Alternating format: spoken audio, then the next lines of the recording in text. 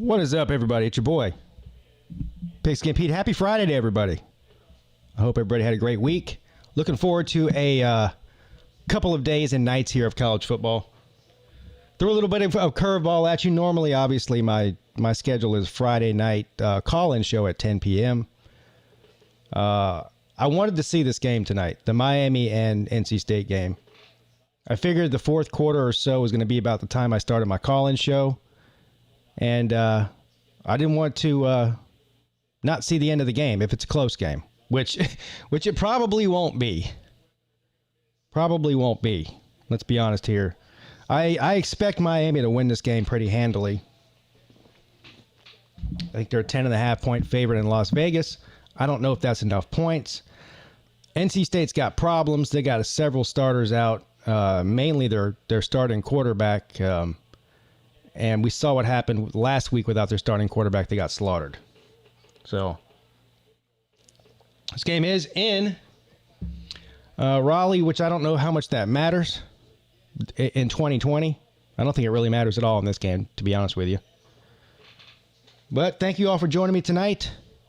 I really appreciate it.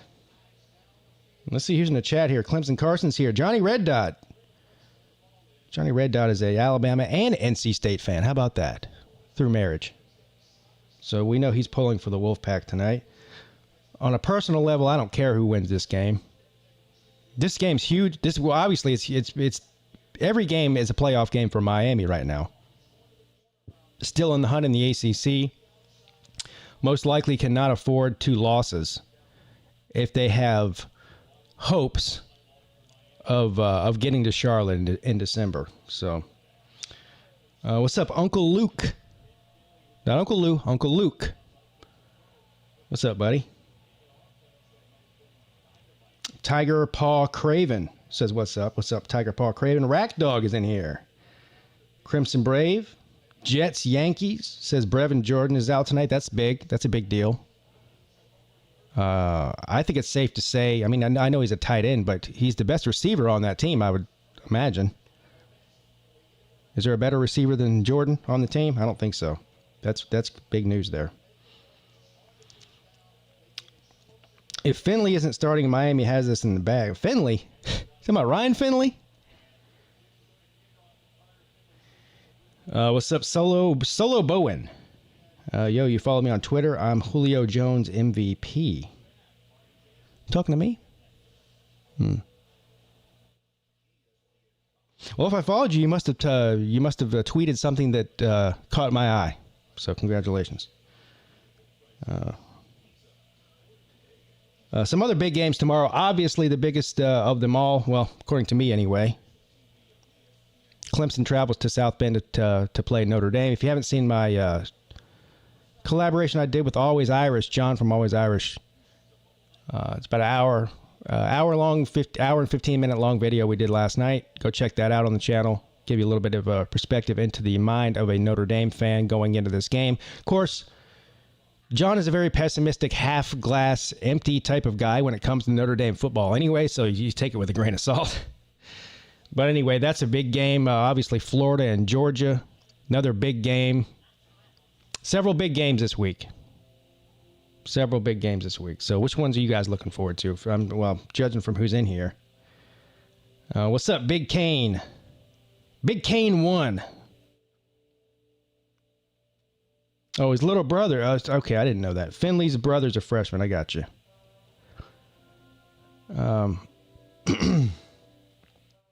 Yeah, North Carolina and Duke. North Carolina's unfortunately probably played their way out of the chance to play in Charlotte in December with 2 losses now. They let me down too because I was high on them all year. Don't fret though. I think North Carolina's going to get better as the years goes on. The recruiting pays off later. So North Carolina's recruiting in the past 2 years with Mac Brown has been exceptional for North Carolina. You're not going to see that pay off until next year, the year after that. And plus, Howell will be back again next year. He might be having a little bit of a sophomore slump, but I think the problems are more on the defensive side of the football than anything else.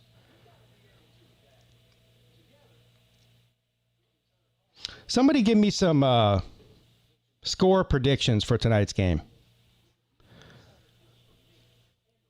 Again, in Las Vegas, the last I checked, which was about 20 minutes ago, probably, the line had moved to 10.5. So Miami is favored by 10.5 points. I tend to believe they're going to win by more than that. They should win by more than that. But these Friday night games are weird. This is a trap game. Make no mistake about it. Go through the history, at least recent history. Let's say the past 5 years, 6 years.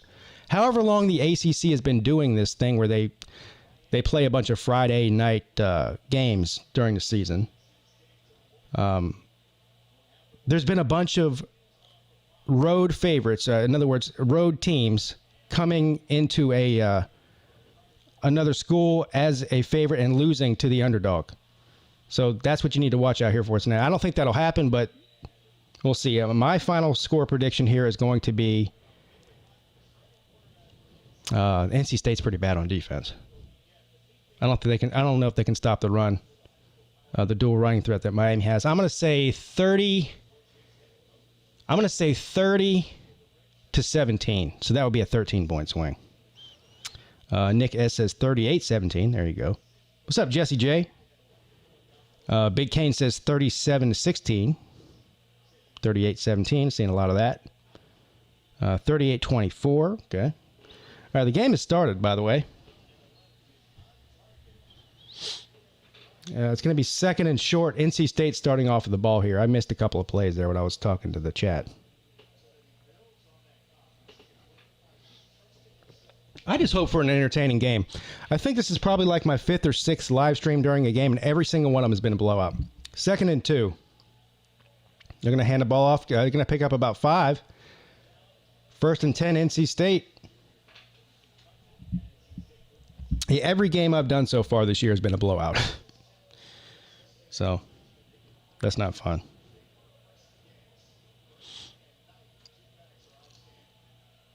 And NC State's playing hurry up. They just picked up another 9 yards right there. They're playing fast, which is their MO.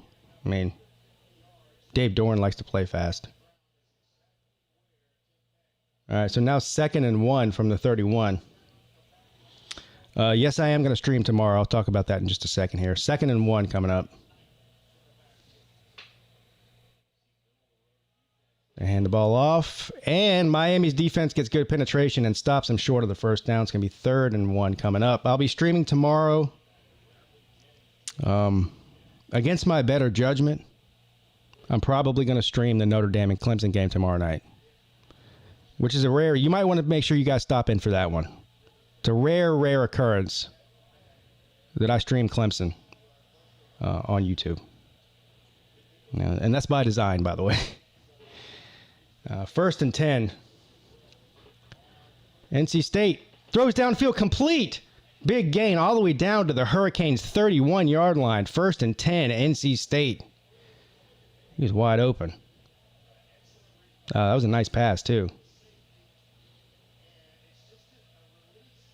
Perfect pass, really. Uh-oh. Wolfpack's moving down the field like it ain't no problem. Yes, Mike. Authentic Pigskin Pete Clemson reaction. That's the reason I don't normally do Clemson games, especially the bigger ones. So it won't be like this, where I don't care who wins. Obviously, I care who wins tomorrow night. It'll be a whole different ball game. We see a trick play here. Tosses it back to the quarterback, who takes off on his foot. Touchdown, NC State. What in the hell is going on? Did anybody see that?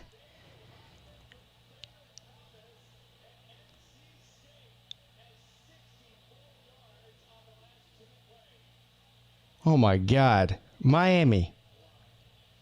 Hey, hang it up. I'm not saying you're going to lose this game. It's obviously still early, but geez-a-ree, man. You can't stop that guy. That guy looks like I'm faster than him. They just went right down the field like it was no problem.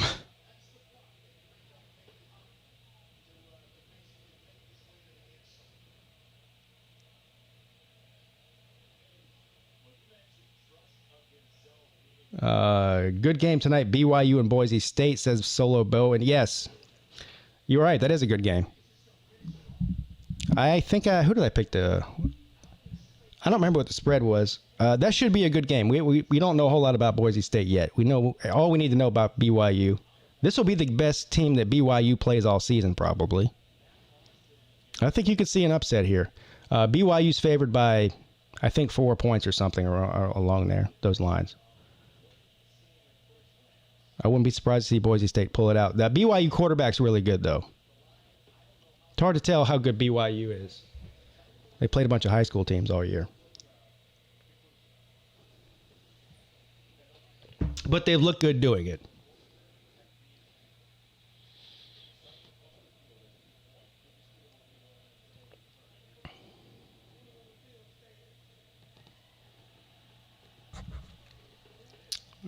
So the play stands. They reviewed it, and it is a touchdown. I'm going to go ahead and assume they're going to get the extra point here. The Pack will lead 7-0 unless they miss this extra point.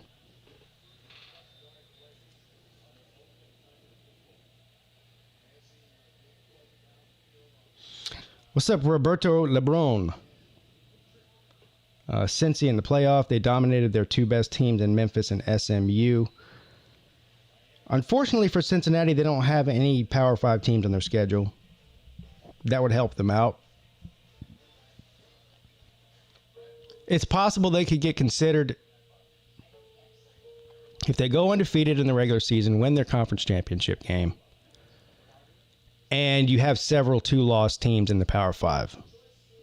And by several, I mean you probably have to have a 2-loss SEC champ. We know we're going to have a 2-loss, at minimum, Big 12 champ, because everybody in that conference has 2 losses right now, other than Oklahoma State. They'll probably have another loss, though. The Pac-12 is a mess right now. They're already canceling games. The Cal game is canceled.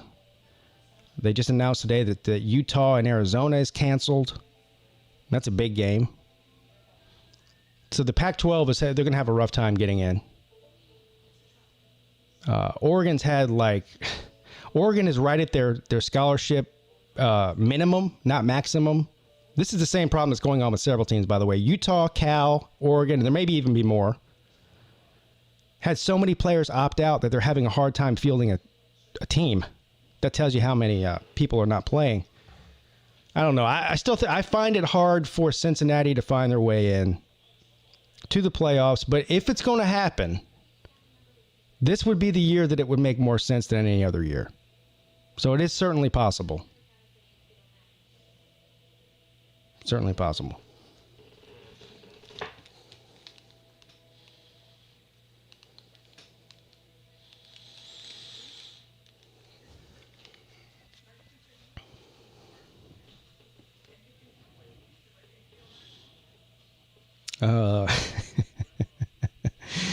Jamie says that being a Hurricanes fan is unrelenting pain. I feel you, man. I feel you. Yeah, the Utah game being canceled. I'm a SC fan, wanted to see Jank Bentley play. Okay, Solo, so you're a Gamecock fan. Yeah, I was looking forward to that too, actually. To seeing Bentley play. I'm very curious how they're going to use him as opposed to how he was used at South Carolina. I think Utah is probably a better system fit for him than he was at South Carolina. I like Jake Bentley. I mean, he was an interception machine at South Carolina, but I don't have any problem with the guy. I think he's a gamer. He's clearly very passionate. Plays with his heart on his sleeve. I like all that stuff about him. South Carolina's offense has just been abysmal for the past since Jake Bentley's been there, and it's not necessarily his fault.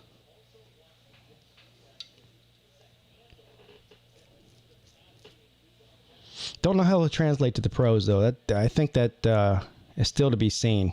He's got the size and the arm and everything. He could end up being one of these guys that's drafted in a lower round and is a steal, kind of like there's a bunch of quarterbacks in the NFL that are low round picks and end up being decent. We'll see.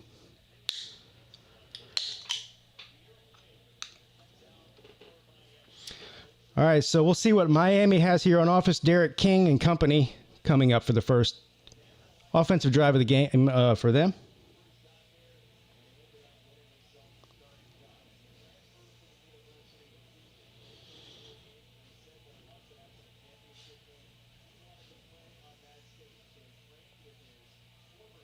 Yeah, I mean, North Carolina mathematically is not out of it, but having 2 losses, Luke, makes it a lot tougher. Now you have to have a bunch of other teams lose. That's all. 1st and 10, King. Throws it out to the flat to the running back. He picks up about 6. He's 2nd and 4 coming up here. Cheers, by the way. Happy Friday to everybody. Hasn't been very often this year that we've had a decent matchup on Friday night. 2nd and 4. King with the quarterback keeper. NC State sniffs it out, takes him down for a 4-yard loss. A big-time defensive play there for the Wolfpack.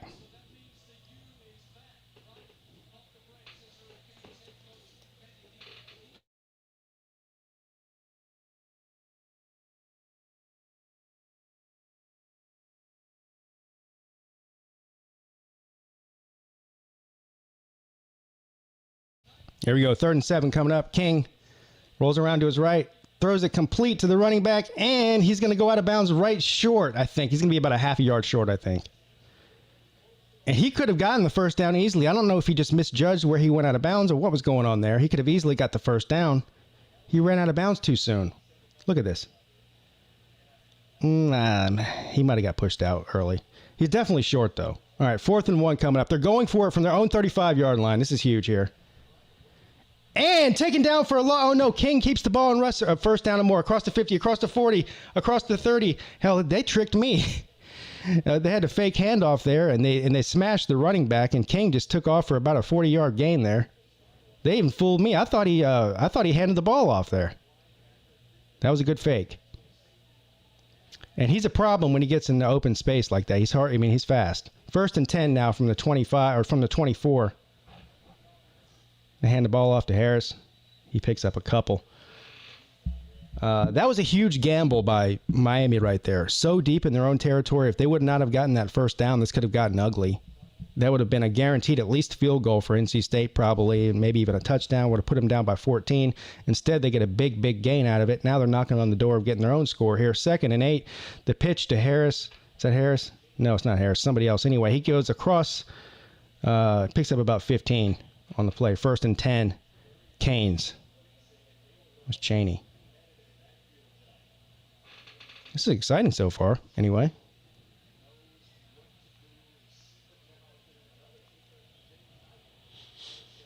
First and goal from the 10. I'm going to hand it off to Chaney again. He gets nothing. Gets back to the line of scrimmage, it looks like.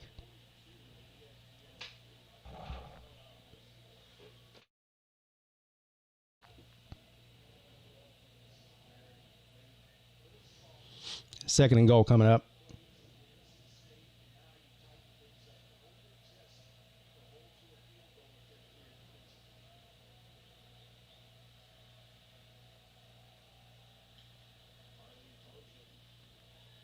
King rolls around to the right. He's running towards the sideline. He's going to try to run it for... He had nothing there. He picked up about 2. There's a flag on the play. Are they going to call a personal foul here for a late hit out of bounds? I hope they don't, because it certainly didn't look like it was intentional.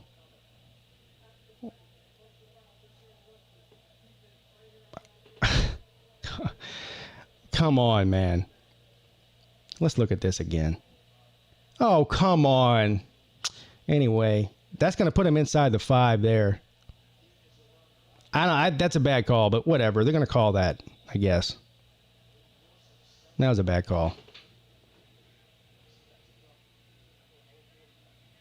Yeah. This guy, I mean, I don't know. What's the guy supposed to do? Not try to knock him out of bounds? 1st and goal. King to the tight end. Complete touchdown. Who is that guy? Mallory. Will Mallory for the touchdown. So, Brevin George's not playing, but apparently this guy is Mallory. Touchdown Canes.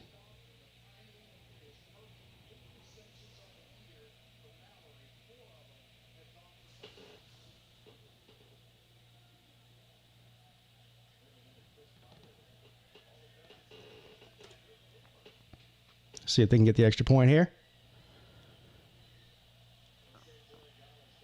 And the extra point is up, and it is good. We are tied at 7 with 9 minutes and 21 seconds left in the first quarter. Both teams score on their opening drives. Little to no defense it appears to be so far in this game. I want to do something real quick. I want to thank some people while we're at commercial break here. Some of you may be in here, some of you may not. That's fine. I have been letting you guys know to go check out the website, howardsrock.net.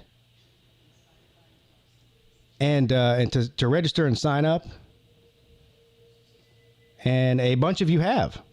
So thank you for that. And a bunch of you have also taken the liberty to take a 20% off coupon that we email you for registering and shopping for your favorite gear for your favorite team. And I was actually pretty surprised to... well, I want to thank somebody else here in a second. A big shout out to somebody here in a second that just emailed me or PayPal'd me. Where is this here? All right, so a lot of people, Patricia Allen, Deanna Smith, Mike Daniels, Samuel Richardson, Joseph Mira, Gail Crabtree, Chad Noon, Jamie Stark, Melody Partridge, Susan Hutchinson, Cody Gupton, Jonathan Huber, Sandra Hecht, Glenn Sullivan, Mark Turk. All these people have shopped at the store. And surprisingly, even though this is a Clemson website, but we do sell other stuff on there other than Clemson stuff, the majority of these people are not Clemson fans. I've got Alabama, Georgia, Tennessee, Vanderbilt, Kentucky, Missouri, South Carolina, Miami, Clemson. So, yeah, thank you to all of you. And if you haven't signed up, go ahead and do that.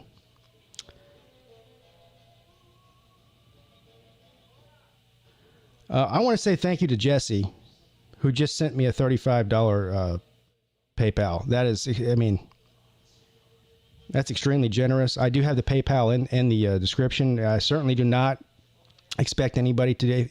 If you want to send a super chat or a PayPal, obviously PayPal does not take any of the money like YouTube does from the super chats. But anytime anybody even sends me 99 cents, I'm blown away that somebody would support me in that way. So thank you, Jesse. You're amazing and fantastic, sir. You're good people. Anyway.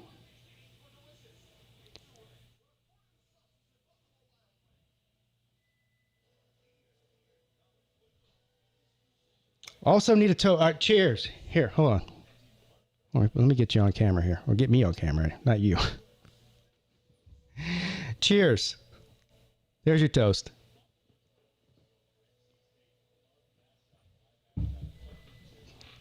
And I will see you, Jesse J, I'll see you in March 5th through 7th, the Slob Olympics in Centennial Park, Atlanta, Georgia.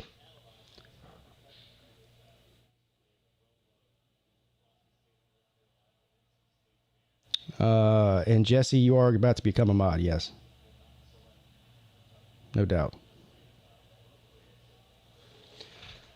All right, here we go. Score is tied at 7. Miami is kicking the ball off. Give me a touchback here, so NC State will take over their own 25-yard line. Let's see if Miami can do something here. That the first drive for NC State just looked too easy, which is kind of alarming. Let's face it, Miami's strength of their team is their front seven, and they had more holes than Swiss cheese in the first drive there. So let's see if Miami could tighten it up here.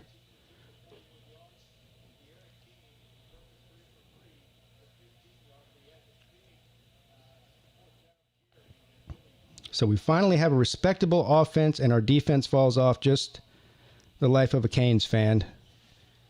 Yeah. 1st and 10. Quarterback keeper. I guess after that crazy touchdown run the quarterback had. Now I think he's a good runner. He looks slow as molasses out there. Just saying, especially compared to the opposition's quarterback. 2nd and 12, two-yard loss on that play. I'm going to hand it off to the running back. He's got a hole up the middle, breaks a couple of tackles, picks up about 9, so it's going to be 3rd and 3 or so. Good run there.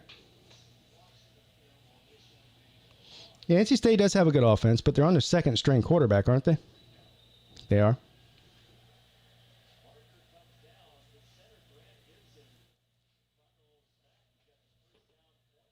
I don't think NC State's second-string quarterback is as good as Clemson's. What do you think? I don't think there's very many in America that have that.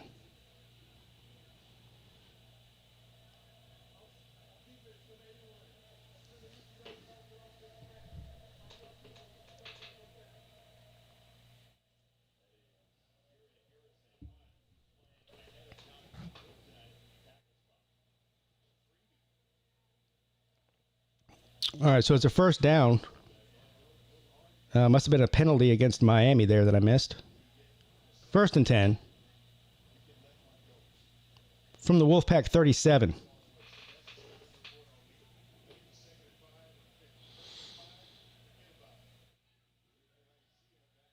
Yeah.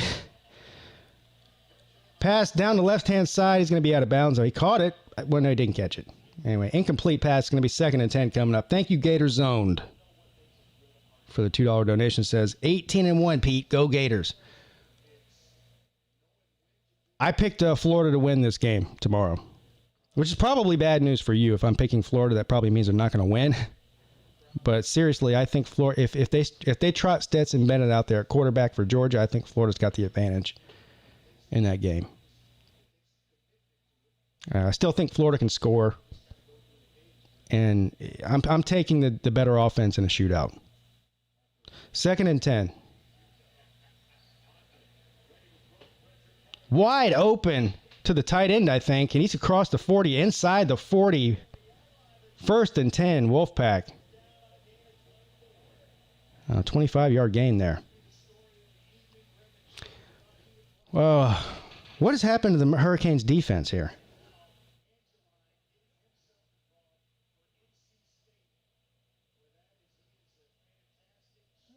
From the 39.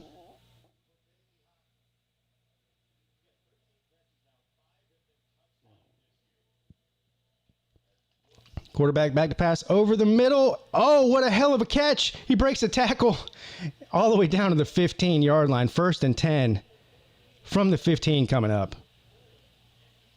Bad tackling, too. I mean, first of all, that was a hell of a pass and a hell of a catch. Double covered.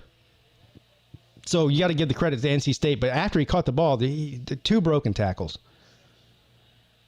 What is going on with Miami? They hand the ball off. He's going to pick up about 4 on the play. It's going to be 2nd and 6 coming up from the 11. That was a good catch.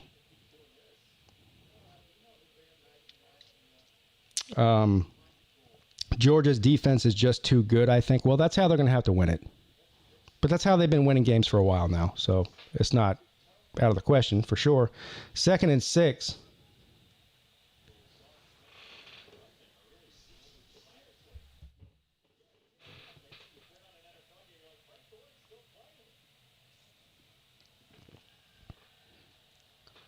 The ball was batted at the line and almost intercepted.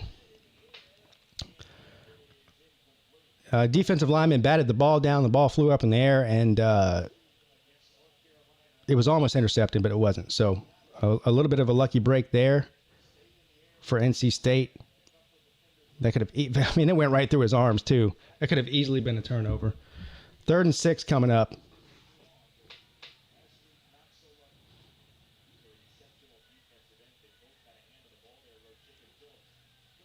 Throws it into the end zone. Touchdown, NC State. What in the hell? I just look too easy. What is going on with Miami's defense? They look awful. They look awful. Wow. I did not expect that. What's up, Wilkie? Thank you, sir. He says, what's up, Pete? Thanks for streaming. I'm stuck at work. Well, I'm a man of the people, sir. So hopefully I bring some. Well, I was going to say joy. I don't bring joy to anybody. Hopefully I make working less painful. But let's put it that way. I don't know about joy, though. But thank you.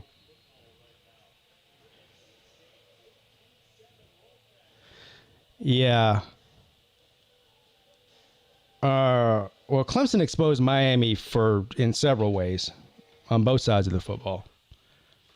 I mean, I don't think anybody's surprised that Miami had a hard time stopping Clemson's offense because Clemson's offense is one of the best in the country, especially when Trevor's there and everybody's healthy. But anyway,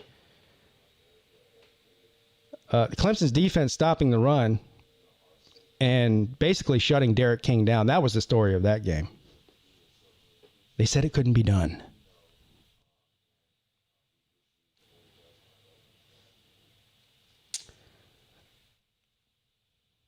Score predictions for Miami versus North Carolina, 63-60.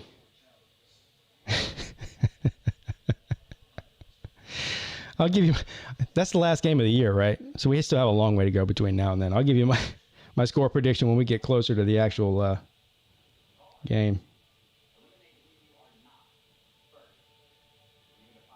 Poor Jamie.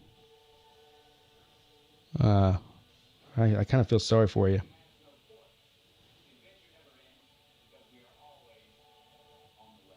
Billy Dawson said, I think I signed in. I think. Yeah, look, all you got to do is go to howardsrock.net. There's a menu bar up there. There's a button that says register. It takes 2 seconds. You put your whatever your display name, could be whatever it is on YouTube or something else. It could be something fake, who cares? And your email address. That's all it is. 2 things.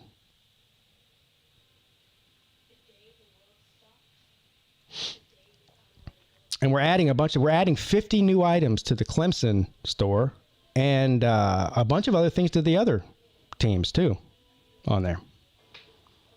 And eventually we'll be adding more teams. So.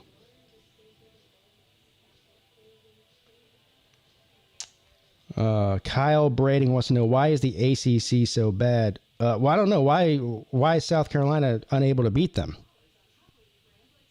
I think they're on like a 4-game losing streak to the ACC. So why are they so bad? I don't know. You tell me.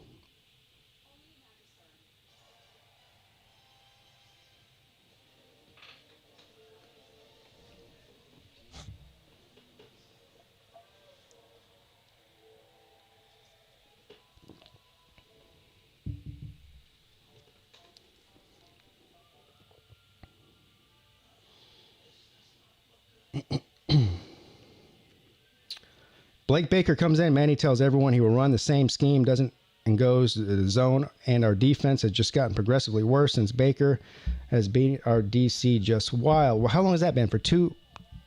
Well, this is only the second season, right? Because this is only Manny's second season. And before he became the head coach, he was the defensive coordinator, right? So...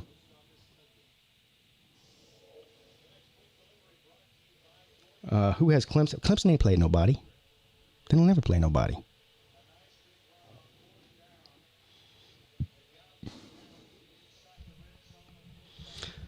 South Carolina sucks, but we would still beat all 3 of the teams in North Carolina. No, you wouldn't. You lost to North Carolina last year. You lost to Virginia 28-0 the year before that. You're on a 6-game losing streak to Clemson. Coastal Carolina, a group of 5 team, has been ranked in the top 25 for more weeks this season than South Carolina has under Will Muschamp's tenure. That's pitiful, sir. There is not a worse football program in America than South Carolina, both now and historically.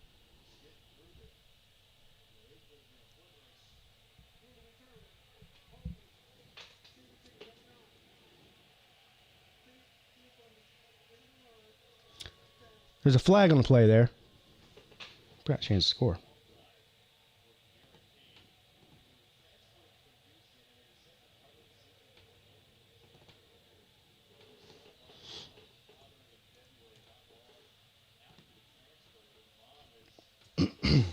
All right, go 1st and 10. King back to pass, throws it complete, and he's going to get wrapped up immediately. He picks up about 2 yards there.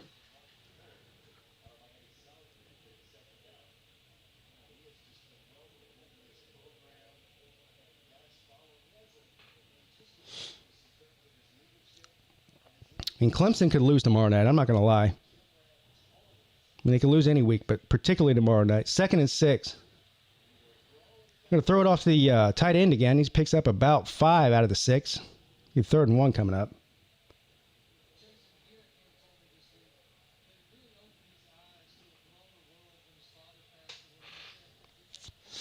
Well, everyone always thinks Notre Dame's overrated, so that's nothing new. 3rd and 1. Hand it off, and he's going to pick up about 5, so 1st and 10. Miami.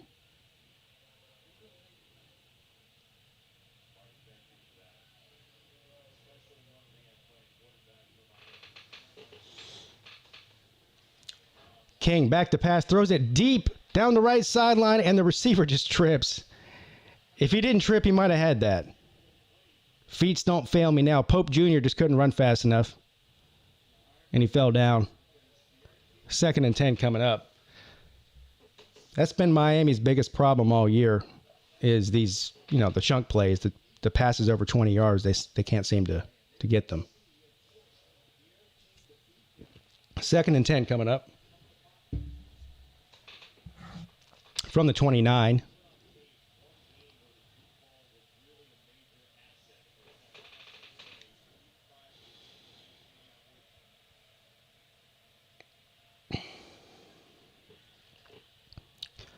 King complete to the left side, and he picks up about 2. 4th down coming up. 4th and 4 or 5 coming up? Or 3rd? Third down coming up, sorry. Big 3rd down for Miami right here. From the looks of things, Miami's defense cannot stop this NC State offense, so this is going to be a back and forth deal. This looks like a Big 12 game so far, quite frankly. 3rd and 7.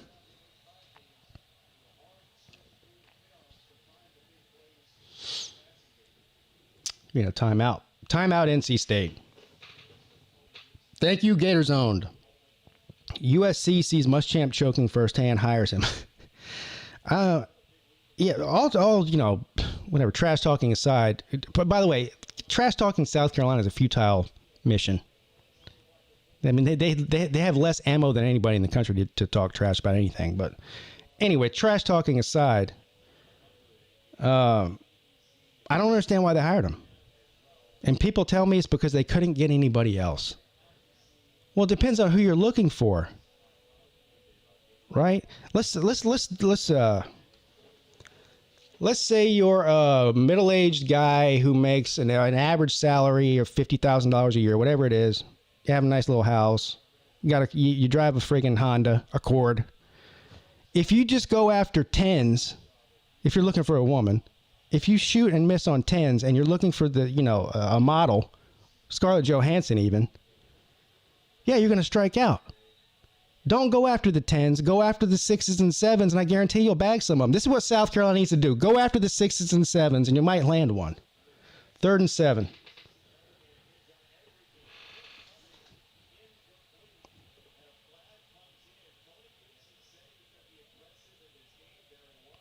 You got these guys like Luke Fickell. Hell, even the guy that went to Florida State. A lot of these group of 5 coaches are really good. Don't have to go after a big name. Christy. Christy likes my analogy about going after 10s.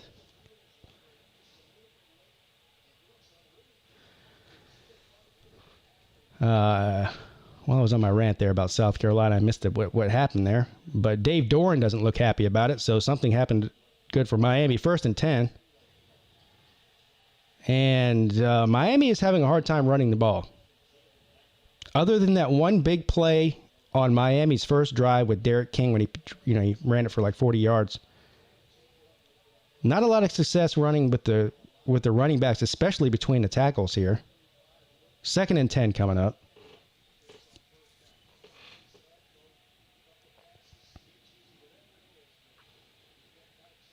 I don't know. I think Chris Peterson's done. 2nd and 10.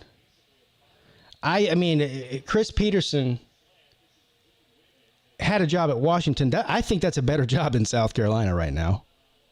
So that would be a downgrade. Honestly, I mean, I'm not even kidding.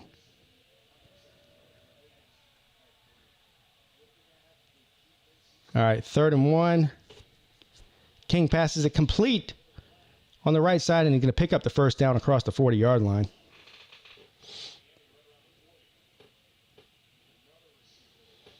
I didn't see who got timed out or why. Who timed them out?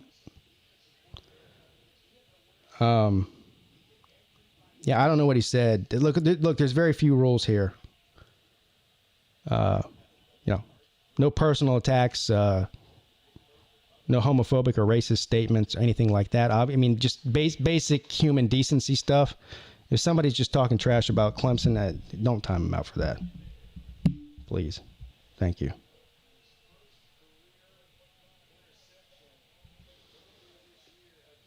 Anyway, incomplete. Good defensive play there.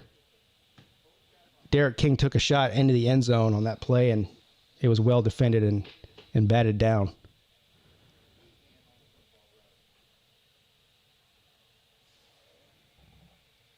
And we have an NC State player on the ground. That's not good.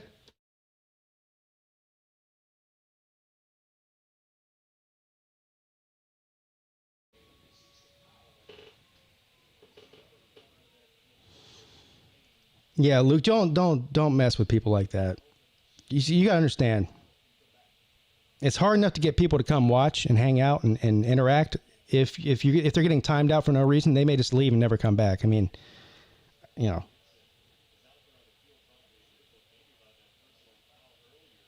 I know people do that on other channels. They mess with each other and they time each other out and all that shit. I don't really like that here. If I made you a mod, it's for a reason. It's to catch stuff that I can't catch. But just, it's all good. It's all good.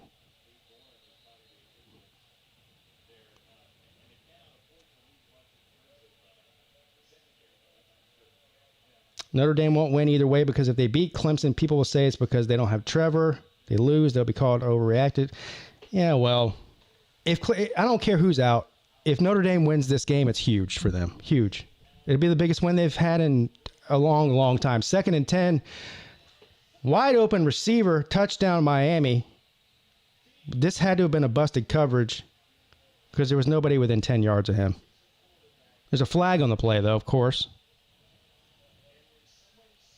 That was a dime by Derek King, though. That was a good pass, but he was wide open. And I think this is going to be against NC State, so this touchdown should stand.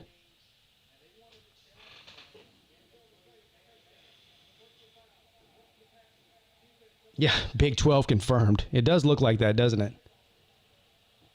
The over-under, I think, was like 55 in this game. It's going to go way over. We're still in the first quarter. It's already going to be 28. That's half of that. Yeah. Notre Dame is in a catch-22. I don't know, man. I don't feel that way. I know the Notre Dame fans feel that way, and they're going to get criticized no matter what. So there's zero situations where Notre Dame does not get criticized. But wouldn't you rather be criticized for a win than a loss? I mean, winning is all that matters. It doesn't matter what the other team injuries look like or anything like that. A win this weekend would be huge for Notre Dame. No doubt about it. Hunter says Clemson covers and wins 23-14. Well, first of all, I hope you're right, but that is an odd score prediction, I think.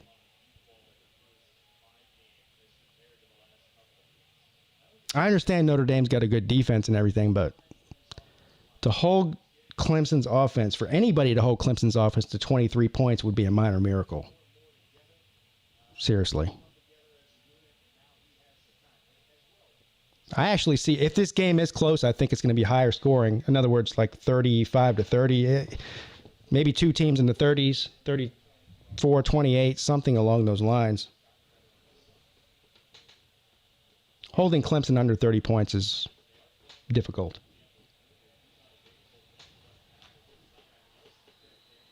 Even with Trevor out.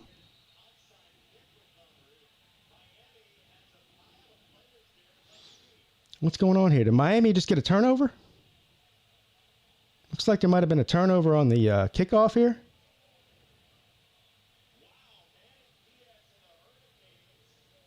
Turnover.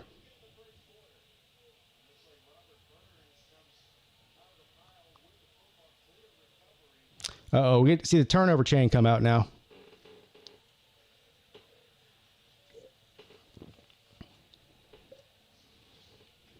What in the hell was that?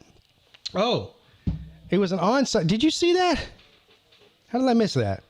So they went and they were going to try an onside kick, try to trick them. The kicker kicks it and it bounces off the NC State player's chest right into the Miami player's hands. And we got a little bit of trickery on this one. And it doesn't work. King gets back to the line of scrimmage or maybe picks up a yard there.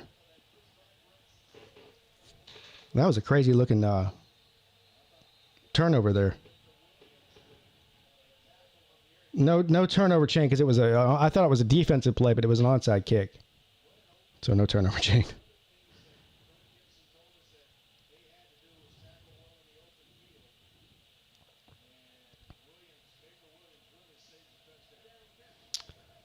All right, there's a flag on the play.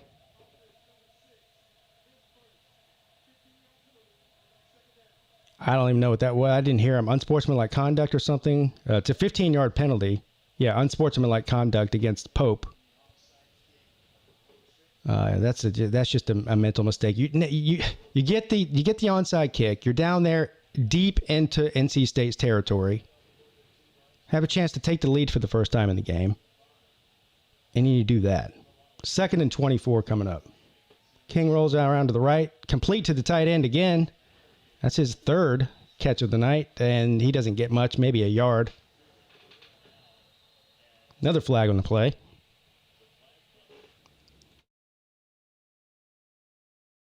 Special teams chain.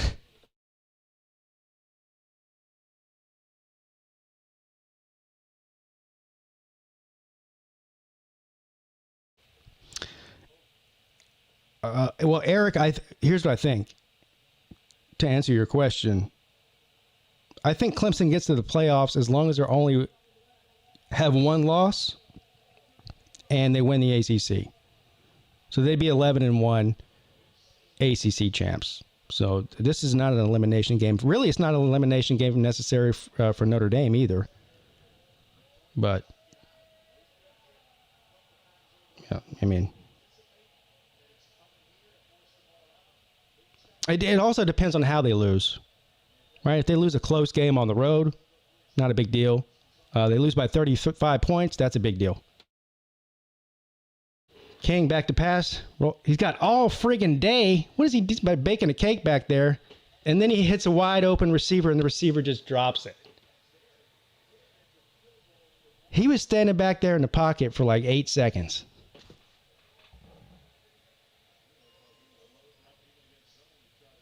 My God. 4th and 22 coming up.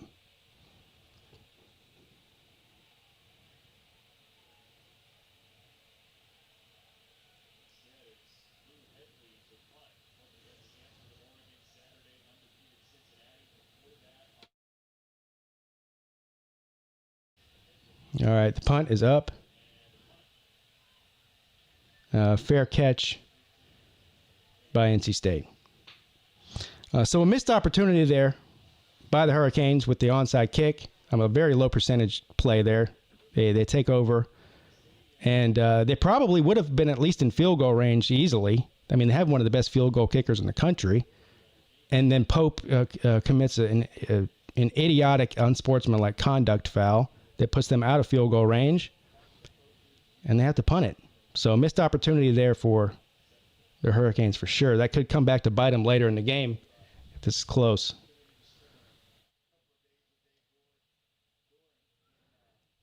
Still 2 minutes left in the first quarter here. 1st and 10. And the Hurricanes are going to take him down for a 2-yard loss. 2nd and 12 coming up.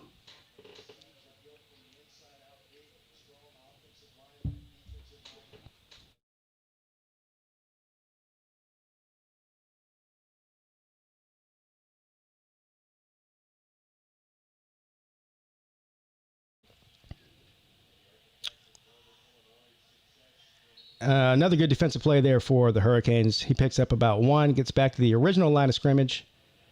It's going to be 3rd and 9 or 10 coming up here. Nate, you're late. I'm not going to make you do any push-ups, buddy. Don't worry about it. Slim Shady Canes is in the house. What's up, man? 3rd and 9. Slim, your defense is looking awful, sir. What happened?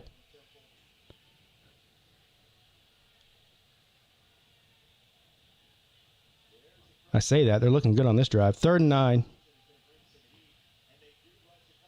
Quarterback rolls around to the right. Throws it deep. And that was about to be intercepted. What in the hell was he doing throwing that in a double coverage? I just noticed that he was left-hand on that throw. I didn't even notice that until now. Got a lefty in there. Southpaw. He got lucky there. That should have been intercepted by number 5. Bad decision by the quarterback. He caught a break.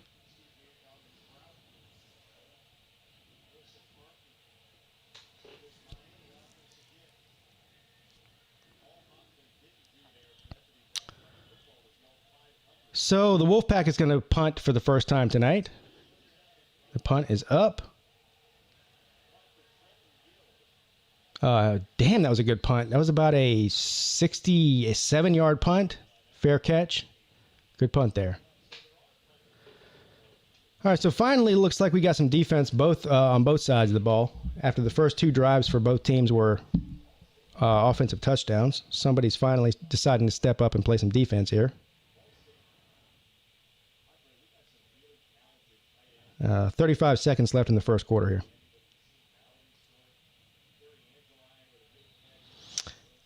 Yeah.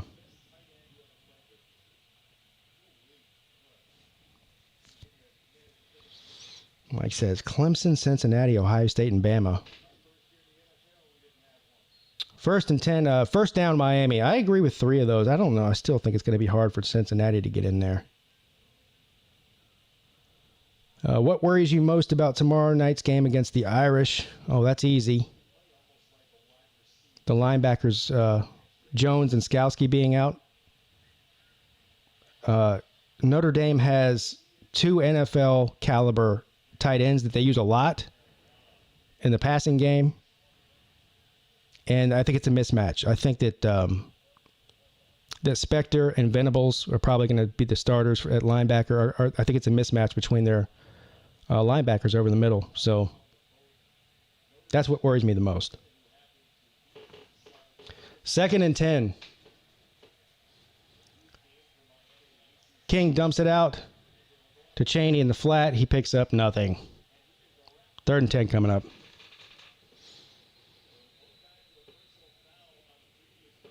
That's why I say I don't see the game being low scoring. The vulnerability for Clemson's defense, well, we've seen it. We saw it against Virginia. We saw it against Syracuse, and we saw it against Boston College. This is not a fluke, guys. That's 3 games. Now, they played amazing in the second half of the Boston College game. I get that. But they were still moving the ball down. I mean, they were still getting some plays downfield. Just couldn't score. That's why I think this game has a potential to be in the 60s or 70s total score at the end between the 2 teams.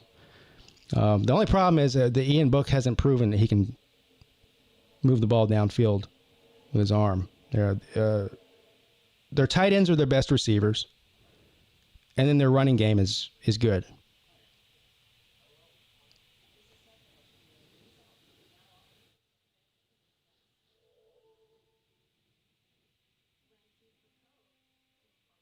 What's up, Sooner West?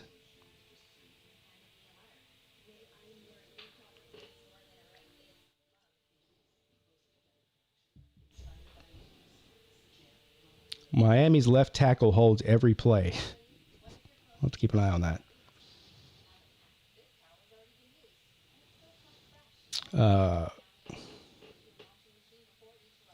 Cajunomics. I like that name. Cajunomics wants to know, is George Pickens to opt out of Georgia? He didn't make the trip, and he's not injured. Wow.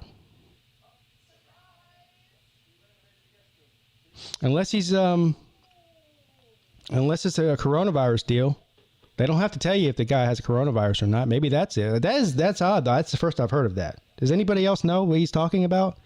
Any Georgia fans in here? Because that's a big deal. Mark Blanton, thank you, sir, says, thank you for streaming. I needed something to watch besides politics. Well, I'm glad I could offer that to you. And I agree. Things like sports are going to become important as a social unifier. Amen. And cheers to that. Cheers to that. We all have our political views. Sometimes it's hard not to say them. But at the end of the day, we're all here for one reason. It's because we love college sports or college football in general. And so, yes. All biases aside, who do you think is going to the playoffs, Pete? I've got Bama, Clemson, Ohio State, and Georgia.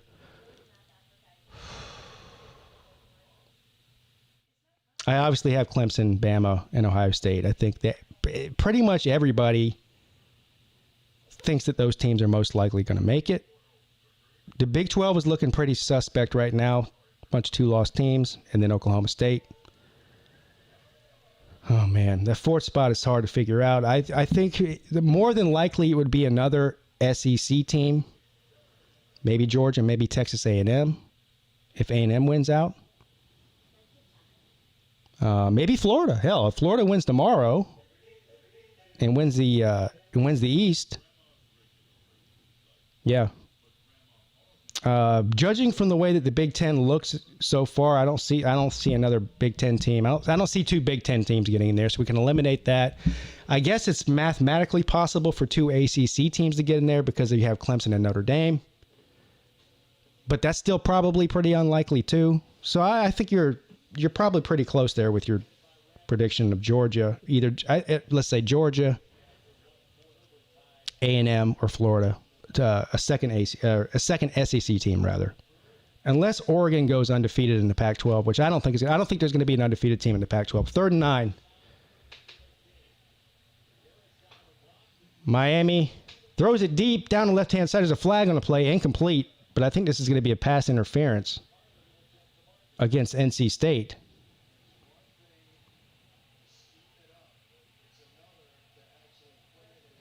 That was not pass interference, says Luke. We'll see. Well, they called it. They said it was. Yeah, I don't know if that ball was catchable, so I might agree with you.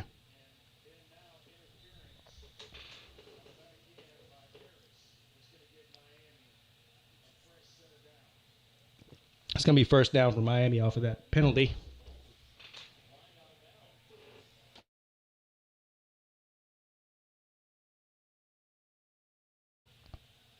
King is going to hand the ball off and get nowhere. 2nd and 10 coming up. Oh, it's the second quarter, isn't it?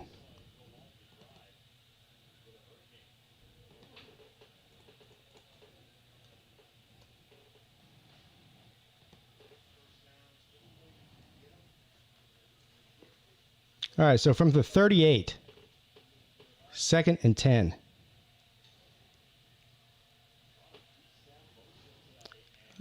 King throws it over the middle, complete for about an 8-yard pickup. Be 3rd and 2 coming up. With the lower amount of games this year, losses and championships and undefeated way more. Yes, I 100% agree. We haven't seen a 2-loss team get in there in a normal year. I don't know. Oh, anyway, King with the quarterback keeper, he gets a first down and more. So in the red zone, Miami first down. But I agree with you. 2 losses and a shortened season is even worse than 2 losses in a 12-game season. So I just don't see that. I mean, this is why I'm eliminating the Big 12. I think it's going to be extremely difficult for Oklahoma State to win out. They still have to play Oklahoma, obviously, and then most likely have to play either Oklahoma or Texas again in the Big 12 championship game. The chances that they win all of those games is pretty slim, which I think will leave the Big 12 out.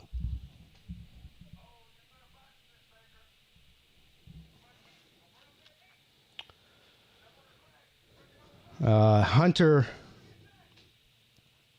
Yes, the only shot is an undefeated Pac-12 team.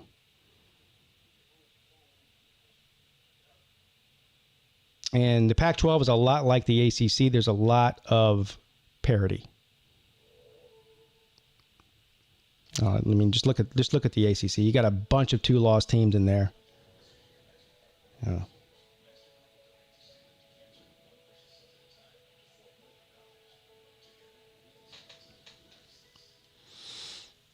Slim Shady says playoffs will be Clemson, Alabama, Ohio State, and Oregon. Oregon's toughest game is probably this week. And after that, they play whatever it is, 6 of the worst teams in the conference. So their schedule does set up nice for them. Still find it hard to believe that Oregon would go completely undefeated. I think they'll slip up 1 week. Also, I'm not sure the Pac-12 is going to finish the season. The damn thing hasn't started yet. They've got 2 games canceled already. They got no bye weeks to make them up. It's unfortunate. The Pac-12 it's going to be difficult for them to get somebody in there this year, I think.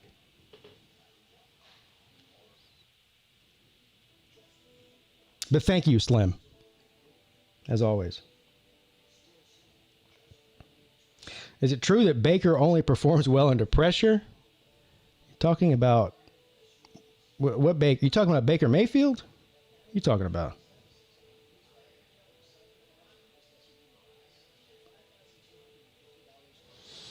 Tiger Raven says no playoffs for the Pac-12. As an Oklahoma fan, I think the best thing for our future is to end on big momentum by winning the Big 12. That is still possible. And winning our bowl, that's another good point. For our majority young team, it will be a great for confidence. Yes, and of course you have let's see. Kyler Murray was kind of a one. I mean, he played behind Baker. Baker started. How many years did Baker start? 2 or 3? 2? Starter, not on the team, but starter, because I know he transferred. Anyway, what I'm getting at here is you have your guy for the next 2 years probably in Rattler. That's a positive thing. It's really difficult to have a new quarterback every single year and play at a high level. Baker started 3 years. Okay. 1st and 10.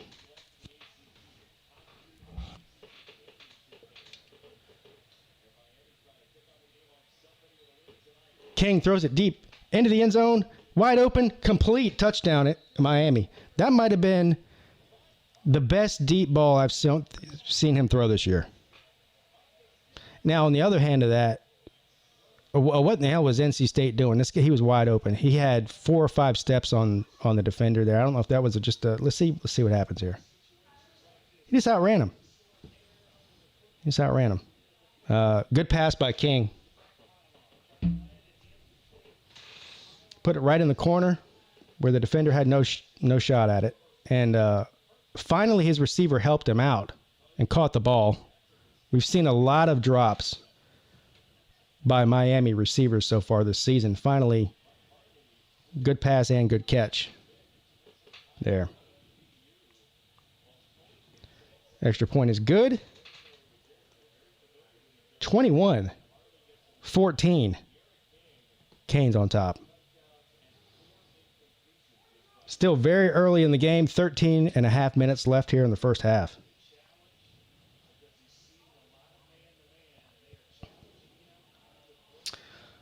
Notre Dame, dude, 88. Yes, me too. Says I wish you were able to come visit South Bend. We had everything in line, sir. Had our tickets. We were making hotel arrangements, car rental, everything we were doing. Now you're making me depressed. So, when's the next time Clemson goes to Notre Dame? 2020. Let's see. We don't play next year. I think then 2022 is in Death Valley. So 2023, I think, is when the next time they're scheduled to come to South Bend. So I'll be there then, if I'm still alive. 2022. Okay. All right. Kickoff is a touchback. Everyone's saying 2022. Yes, that's right. Wait, no. You sure it's not in Death Valley in 2022? Hmm.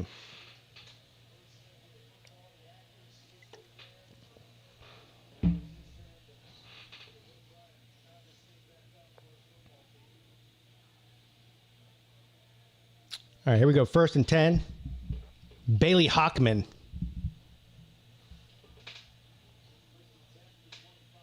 Throws it complete for a first down. Good play there.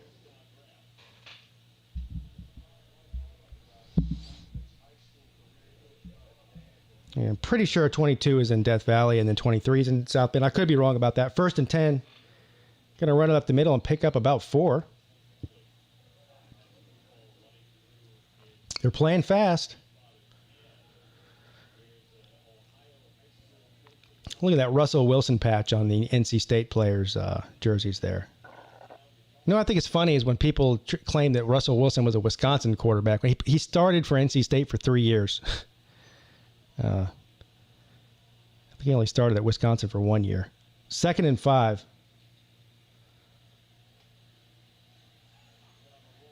Another complete pass over the middle, wide open. First down across the 50. 1st and 10 coming up. And they are just having their way. These 5, 8-yard passing plays over the middle. Wide open receivers twice on this drive alone.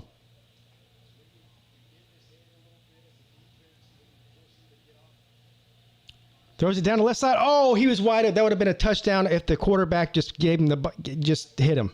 He just overthrew the receiver. Wide open again. What is going on with Miami's secondary here?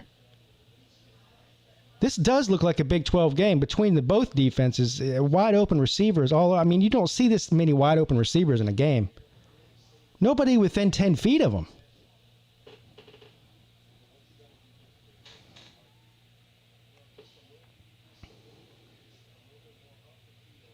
Any ACC teams I would replace for Notre Dame?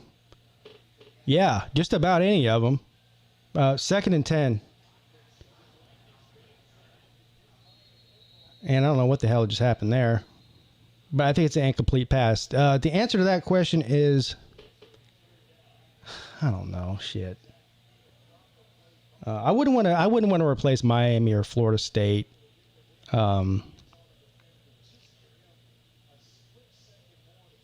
I don't know. I don't know if replace is the right word. I like what I really would like is to add Notre Dame and one more team. Maybe a UCF, maybe a Cincinnati, something along those lines. 3rd and 10.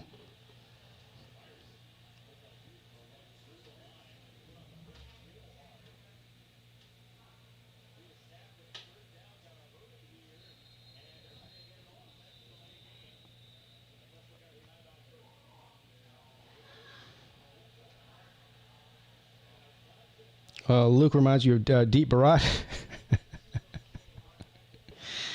No. I don't think so. There's a flag on the play here. I don't know what happened here.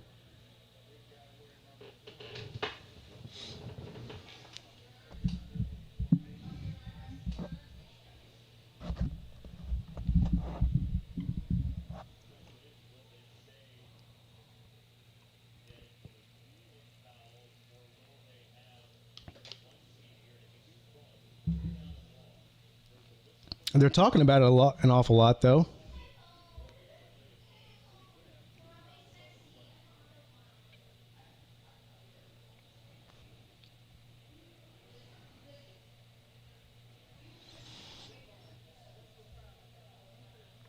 Personal foul against NC State, I think. Oh, no, personal foul again against Miami this time. Against Roche. That's the second. No, that's the third personal foul against Miami tonight, I think. The third.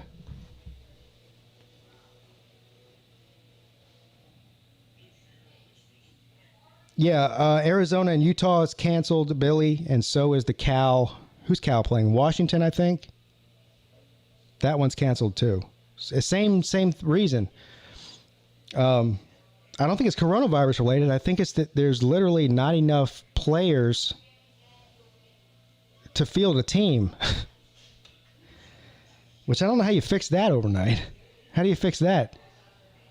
Maybe take a couple of walk-ons and give them scallies? I don't know. Did Miami turn into Florida State? Oh, man. Let's say that. You might have some people jump off a bridge tonight. Say that.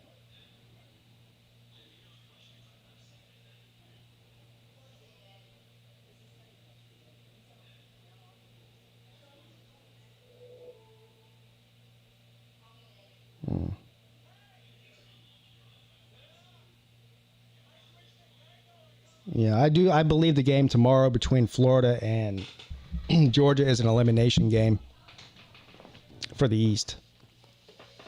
If you look at both of their schedules going forward, of course, anything can happen. Yes, one of them could drop a game, but outside of this game tomorrow between those two teams, I don't really see a probable loss on either one of their schedules for the remainder of the season. The remainder of the regular season, that is. So tomorrow is huge, huge for the East in the SEC. Rack Dog, I picked Florida to win. And I picked Florida to win simply because, well, here's what I said. I said if they trot Stetson Bennett out there at quarterback for Georgia and he plays the majority of the game or the whole game, I think Florida's going to win. Which sounds like what's going to happen. I mean, I can't imagine why they didn't put DeJuan Mathis or JT Daniels in there at some point last week just to see what they had and maybe get them some reps before the Florida game. But anyway, they didn't do that. So at this point, I think they probably will start Stetson Bennett, and that seems to be the consensus amongst Georgia fans that I talk to. And I don't know. I don't think this is a game that he's likely to win against this Florida offense. And maybe you will win. I don't know. I mean, Georgia's been winning big games with defense and running the ball for a long time, so I'm not saying they can't do it.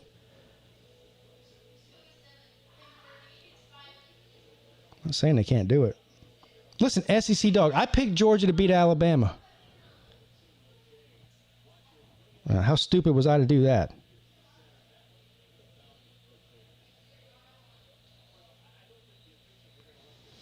All right.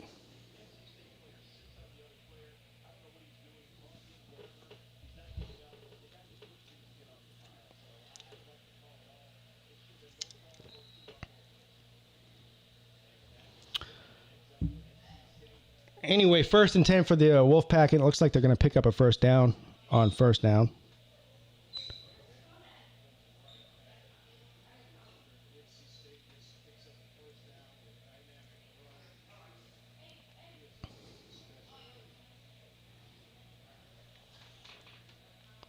Uh, 11 minutes and 45 seconds left in the first half. 1st and 10. He's going to dump it off to the running back, and he's going to pick up maybe a yard or so. 2nd and 9 coming up.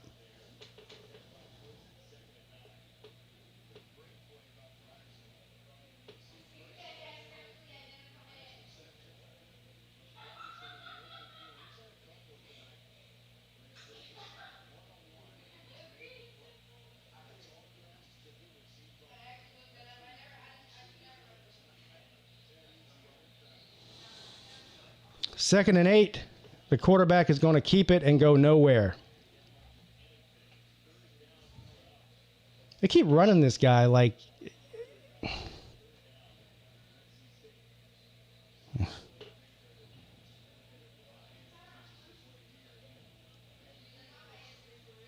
They had that one crazy trick play on the first drive where the quarterback ran the ball in for a touchdown, and now they've been running them like he's Trevor Lawrence or something. He's not. 3rd and 6. They really need to score, I believe, before the half, and there's still 10 minutes left, but this is a field position down here. 3rd and 6, and he's going to be sacked for a big loss. Miami's defense finally getting some penetration here, and that was a big-time play. This is going to flip the field position. NC State's going to have to punt, and we'll see how good the punt is here. If it's not an amazing punt, they're going to flip the field position. 4th and 12 coming up. Oh, no, it's a field goal. What the hell am I talking about? I thought it was the 25 on the outside of the field.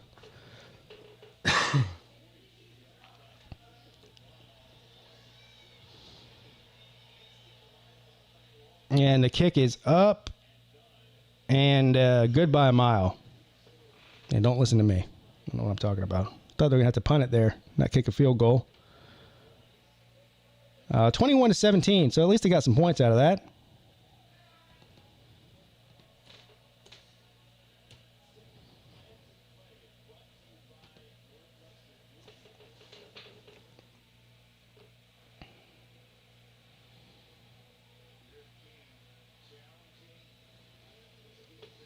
Mike says he'll be rooting for Georgia and Clemson on the same day. That's a rarity. Why is that, Mike? Is this a personal reason, or is this a football reason?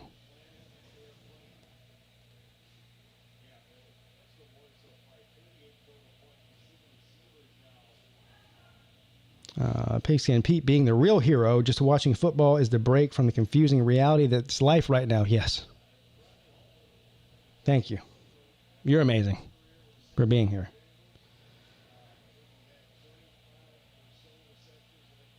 Oh, I got you, Mike. I got you. So you want Cincinnati in the playoffs, and you're trying to figure out a way for that to happen. I got you. All right. Miami's going to return the kick across the 20, across the 30, and he's tripped up around the 34. Flag on the play. This is probably going to be against Miami. Maybe a block in the back or a holding call. We'll see.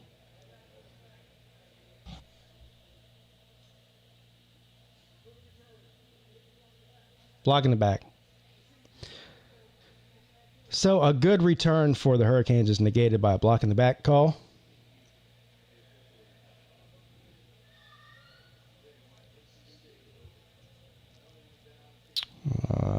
SEC Dog says, I want Clemson to win 75-0 versus Notre Dame. They're using the ACC just to play football this year. They are. But can you blame Notre Dame for this? The ACC is to blame for this, not Notre Dame. I don't blame Notre Dame for it. But you're right. You're half right.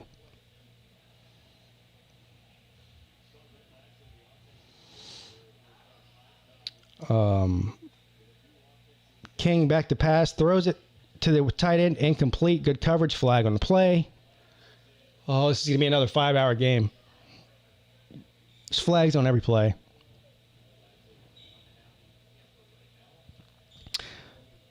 Would I want to play Cincinnati? Yes, absolutely.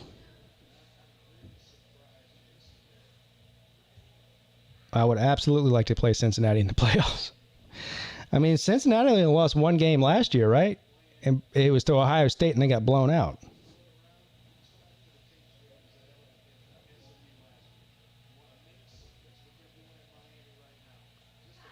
All right, 2nd and 10 coming up. King throws it deep again. Oh my God, this is gonna be a flag. Yeah. First of all, that was a great pass. The coverage was actually good. He definitely grabbed the guy's arm. It's going to be a pass interference, but see, that's one of those flags. Like, you're almost better off committing the foul than letting him catch that. If he catches that, it's probably 6 points, or at least a huge gain. The penalty is going to be less than what would have happened if he didn't commit the penalty. So there is such thing as good penalties. That probably was one right there.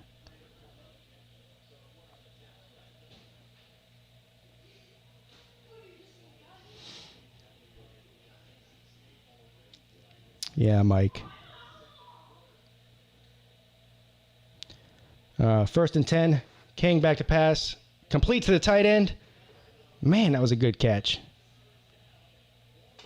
Big gain there. Close to midfield. First and 10 coming up for the Canes. Mallory is having a hell of a night. That's like his fourth catch, I think.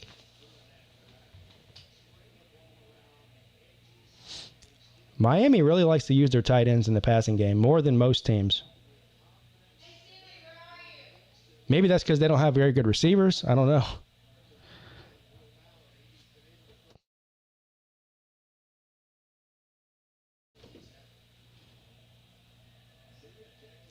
King hands the ball off, run between the tackles, picks up nothing. They're having zero luck running the ball up the middle tonight.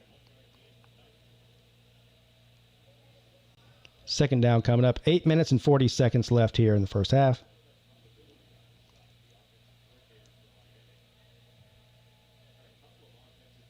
Yeah, Hunter. Hunter. I agree with that 100%. Definitely.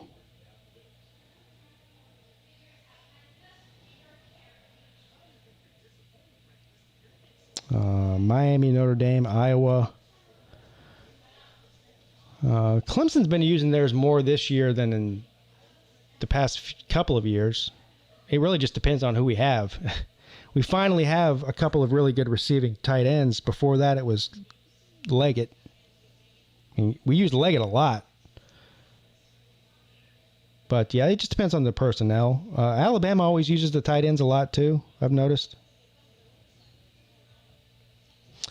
Slim says, I told you that the defense would adjust to NC State.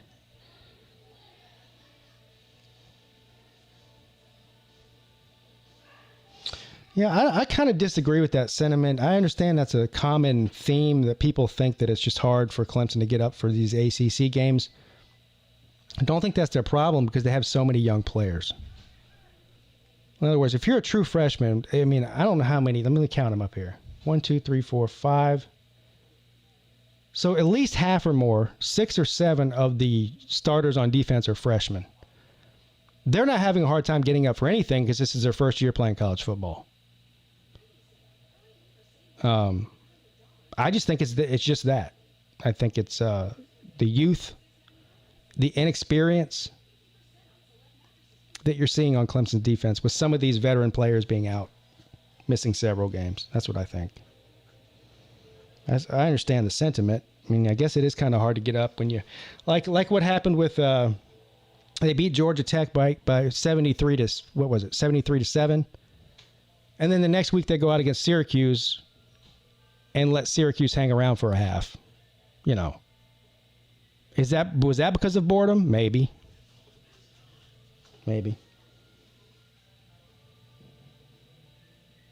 They won't be bored in this game though. They'll be up for this game.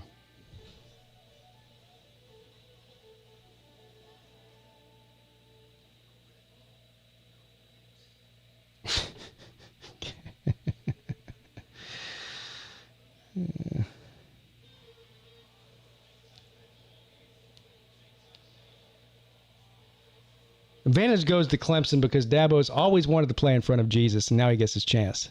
Touchdown, Jesus, that is.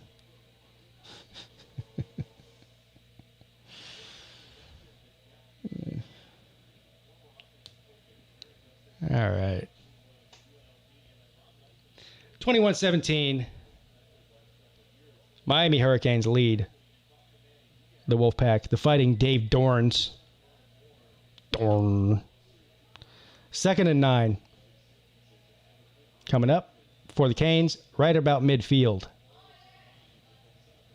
King is going to keep it. And he's going to get into the open field. He's going to get the first down and more across the 40. Flag on the play. He got down to about the 36. And there's a flag, of course. There's a flag on every play in this game. Why would there not be one on that one?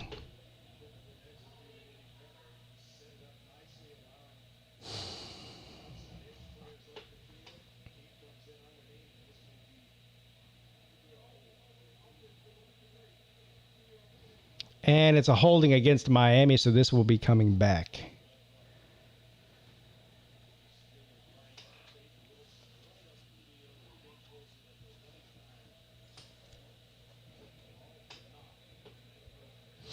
Second down and 19 coming up.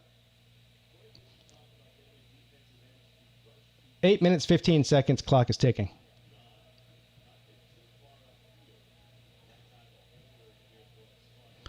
King is going to keep it. Rolls around to his left. Following the lead blocker. And they try to strip it, but they don't get it. He picks up, I don't know, 4 yards there. 5 yards. Third down coming up.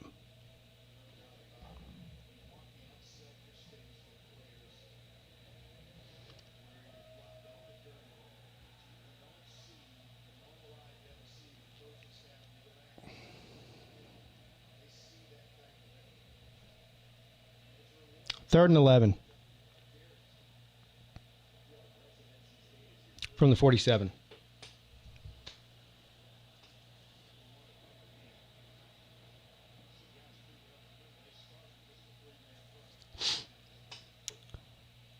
King with another quarterback keeper.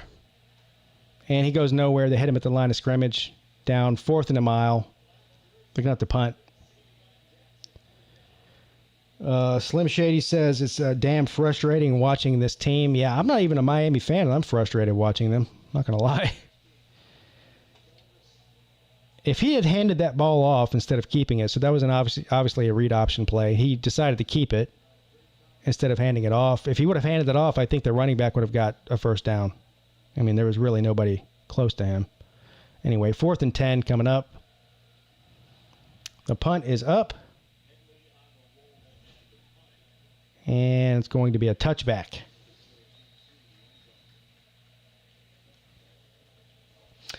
What if you wore the opposition's hat during a podcast, like an old school leather helmet against Notre Dame or a leprechaun hat? Well, Clemson has their own version of the leather helmet. So that wouldn't be like instead of at the end of the game, instead of giving the, the game ball to a player, they give them the leather helmet. It's orange and purple leather helmet. So that wouldn't be really working that one.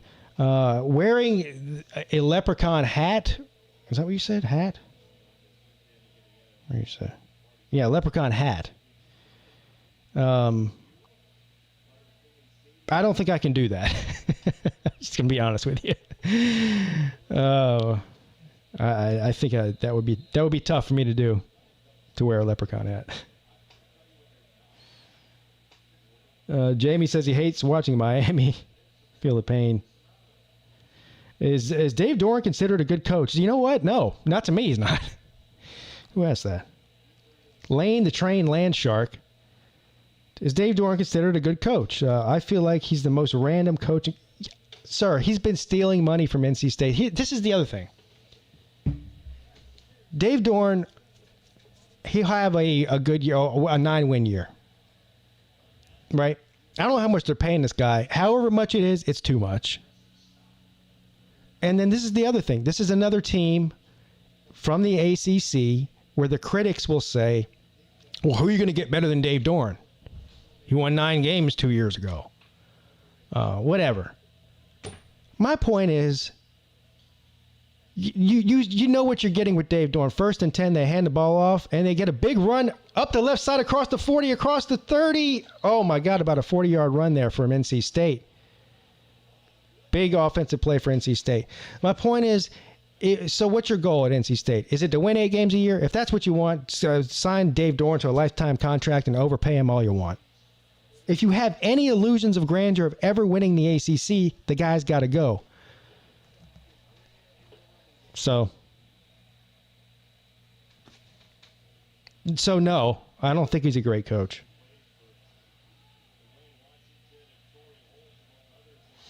First and 10 from the 30. Quarterback scrambles around to the right side. Complete for about 8 yards, and he falls out of bounds. The clock's going to stop. 2nd and short coming up. Hats off to the quarterback. He made that play happen. He almost got sacked. He escaped the pocket, rolled out to his right, and is left-handed, and he made a left-handed throw while running right, which is not easy. And he completed it. 2nd and 2. And there's going to be a flag here. Let's see if they call this a false. I think it's a false start on NC State. Yeah, false start. Dude, you guys.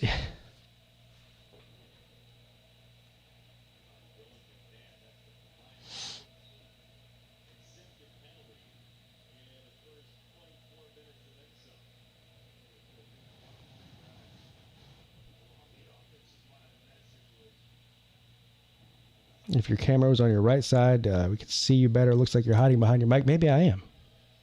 2nd and 7.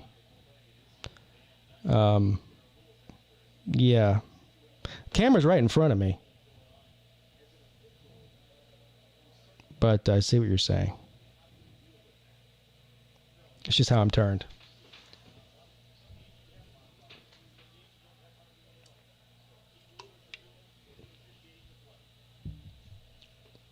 If it were up to me, I'd have my TV behind the camera, but you can't see what this room looks like. That's not possible.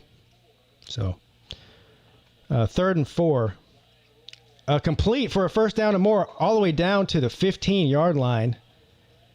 So, in the red zone, 1st and 10 Wolfpack with 4 minutes and 25 seconds left here in the first half.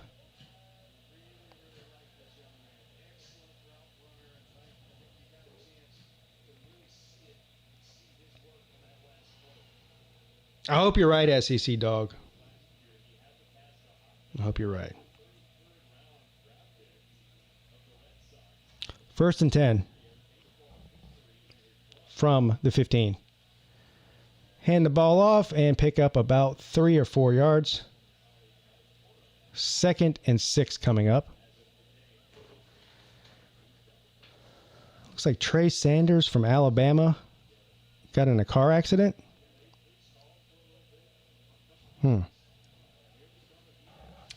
2nd and 7. Anybody hear anything about that? Trey Sanders in a car accident?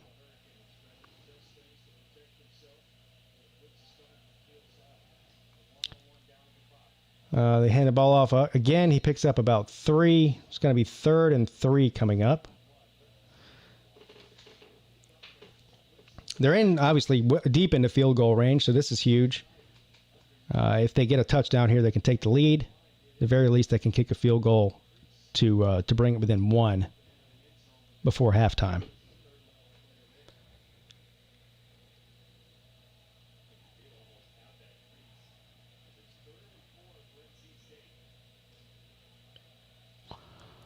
Back to pass, throws it over the middle, complete, and wide open again, touchdown NC State. This is alarming if you're a Miami fan.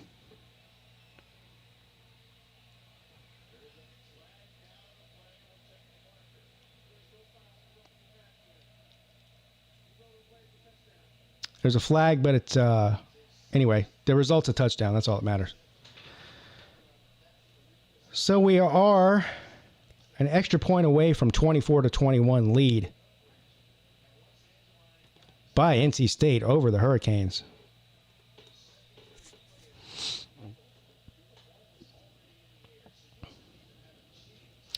I did follow my own rule here. I bet against my better judgment. My rule was always, if you're going to bet the game against the spread, always bet on the home underdog on a Friday night, which I did. I didn't really believe that was going to happen, though. Of course, there's still a long way to go. But 10.5 points is a lot to be a home underdog on Friday night. And right now, NC State is living up to that and more with a 3-point lead.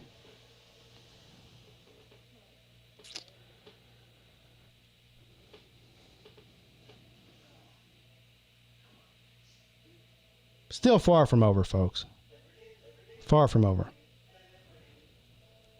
However, if somehow NC State wins this game, Miami's season is over officially. You'll be playing for, I don't know what bowl.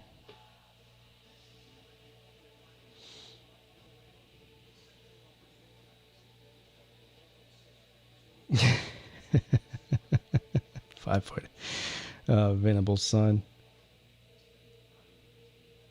So no injuries in the car crash. He's fine. Okay. Good. That's good to hear. There was a Georgia player earlier this week that was in a motorcycle accident. Guess he had like some bruised ribs and a concussion or something along those lines. Lucky he wasn't hurt worse. So, yeah, the Friday games are always crazy. Clemson escaped them this year, I think.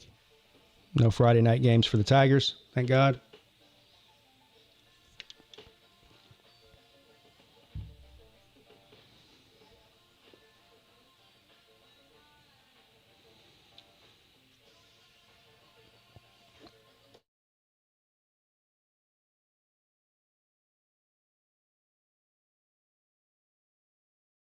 Maddie, you're talking about Miami potentially playing against Georgia in a bowl game. Is that what you're saying? Like an Orange Bowl or whatever, Sugar Bowl, or that would be an interesting matchup for sure. Yeah, and you make a good point here. As far as YouTube's concerned, it would be an amazing matchup. Two heavily represented fan bases on YouTube, Georgia and Miami. Nate, no, we're not doing a call-in show tonight, sir. I decided to stream the game instead of doing the normal call-in show because I really wanted to see this game, and it's going to overlap with my call-in show. So,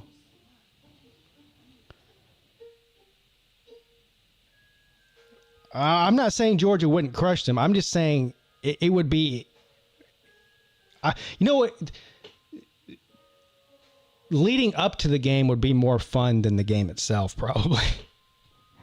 I'm just talking about it from a fan perspective.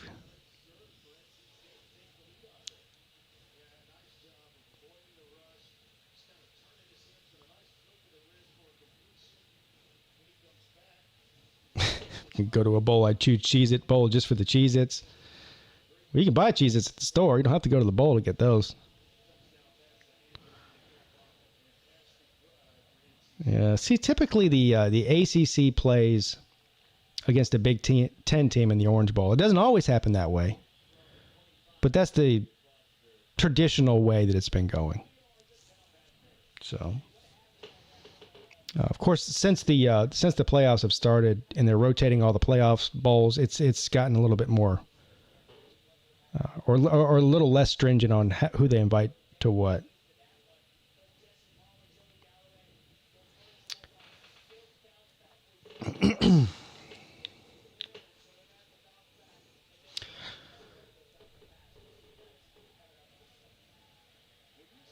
All right, so 2 minutes and 46 seconds left here in the second quarter.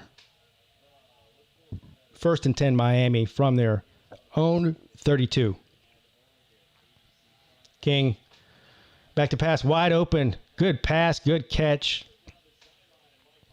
Big first down for Miami there. He gets out of bounds, stops the clock. I think he got out of bounds. All the way down to the 42-yard line of NC State. 1st and 10. Screen pass, and he picks up nothing. 2nd and 10 coming up.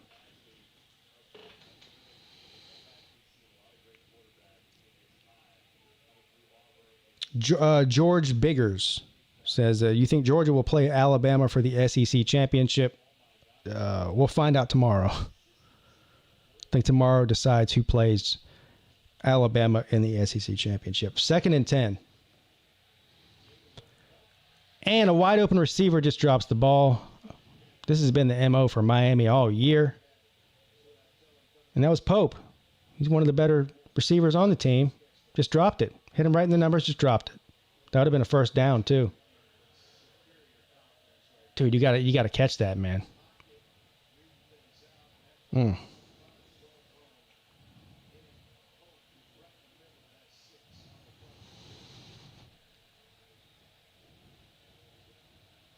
All right, 3rd and 10.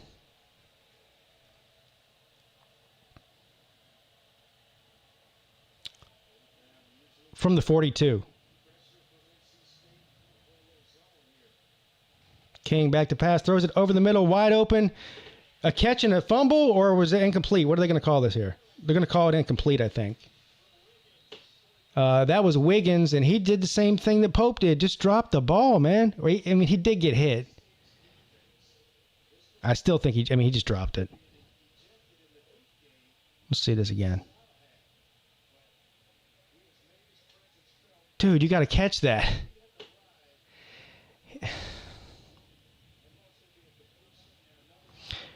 If he would have caught that, he could have picked up another 10 or 15 yards. They'd be in the red zone.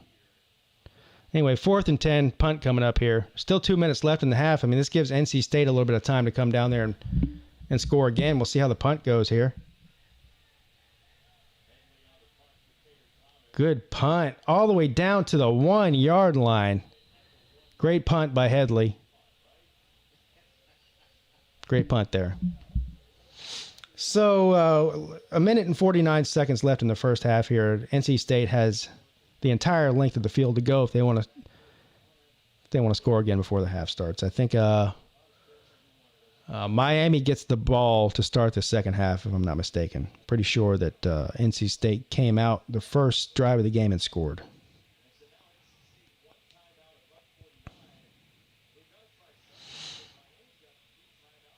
Yeah, Jamie. I mean, that's two. I mean, that drive was not King's fault. He hit 2 wide open receivers in the chest, and they both dropped the ball. And that's been happening a lot this season.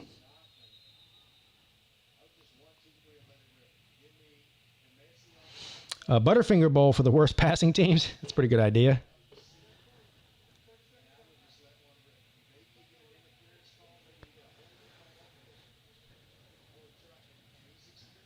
Eric says he picked NC State with the spread for 100. I forget how much I bet on it. I think I bet 50. I'll pull it up in a minute and look at it. I think it was 50. And I took NC State with 10.5 points. Or 10. It was either 10 or 10.5. I can't remember.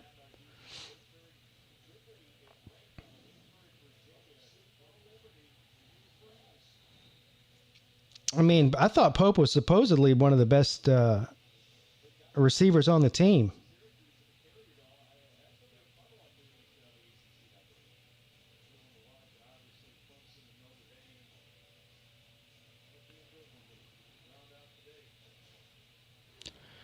All right, here we go. Second down, 8 to go. A minute and 45 seconds left in the half. From the 3 yard line. Another flag on the play. Is this going to be against NC State? I think it is. Oh, they called it against Miami. Is anybody keeping a tally on the Miami penalty yardage in the first half? Let's see. They had at least 2 or maybe 3 personal fouls. Those are 15 yards apiece.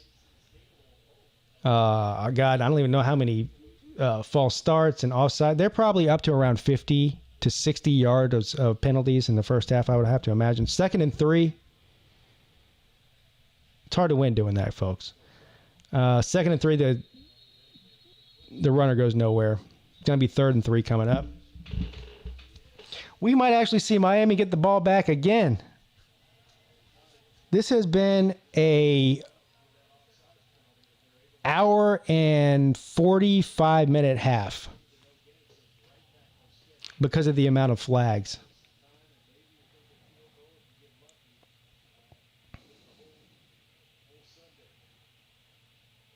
Peter Snyder says NC State plus 10.5. I think when I got it, it was minus 10, though. I mean, plus 10, not 10.5. Because I did it earlier today, I think. I'll have to look in a minute. I wish I would have got it at 10.5.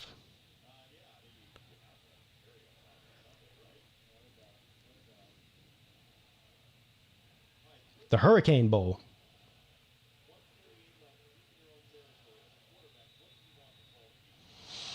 All right, 3rd and 2 coming up here.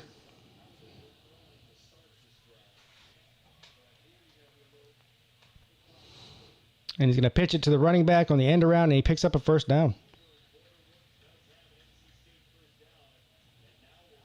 On the receiver, rather. Anyway, 1st and 10 from the 11 coming up. Let's see. NC State has one more timeout, and so does Miami. Clock is running inside of a minute and a half.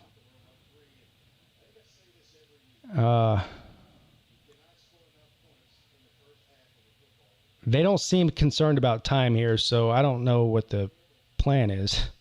They're not hurrying. I mean, they're not. There's no urgency here. If you're going to do this, you may as well just kneel the ball and go to half. What are you doing?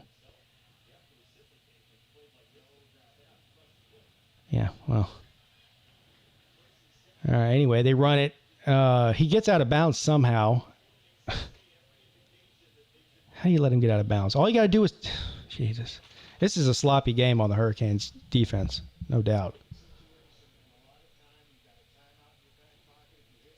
So now it's going to be 2nd and 2. Clock is stopped. Let the guy pick up 8 yards on the run there and get out of bounds. Oh, Will Muschamp. Who asked me that? Maddie? Yeah, Will Muschamp. That's an easy answer. Easy answer. 2nd and 2. Hand the ball off again. Tries to run up the middle. Picks up maybe a yard. 3rd down coming up here. They just kneel the ball. What are they doing? If you're just conceding the half, then just kneel the ball. Why even run a play? I don't understand what's going on here. Who called a timeout? Miami called a timeout. So Miami gets the ball to start the second half. They could have just let the thing run out. Now they call a timeout. Are they planning on getting the ball back here or something? Yeah, maybe that's what they're doing.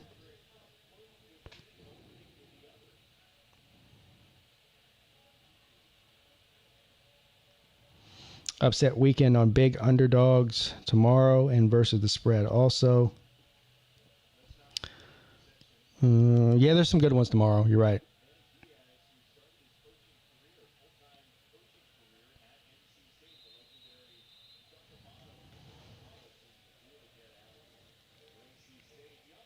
Look at that. Look at young Manny Diaz, grad assistant coach at NC State from 2000 to 2005. Okay, looks like he's 12 years old in that picture. 3rd and 1. Quarterback sneak. I think he gets it. I think he got it. We'll see. Yeah, he got it. Make it end. Make this half end. This is painful. We're now going on over an hour and 45 minutes in the first half. This will be over 4 hour game when it's all said and done with.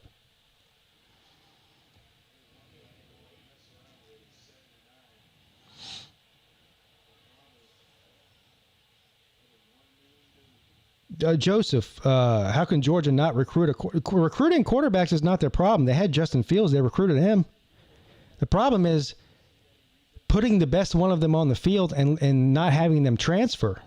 That's the problem. Recruiting is not the problem. Georgia's got a lot of problems in recruiting. They got 99 problems in recruiting, ain't one.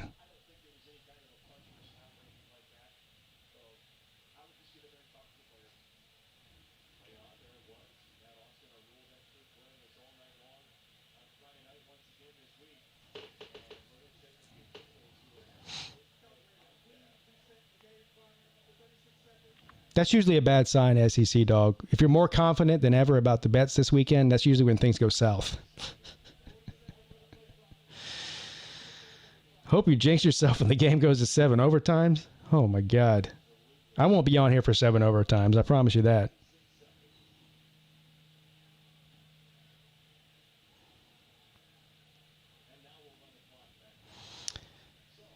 Luke's got to wake up at 6 tomorrow. That sucks for you. Although, when you have young children like I do, that's every morning. Doesn't matter what time you go to bed.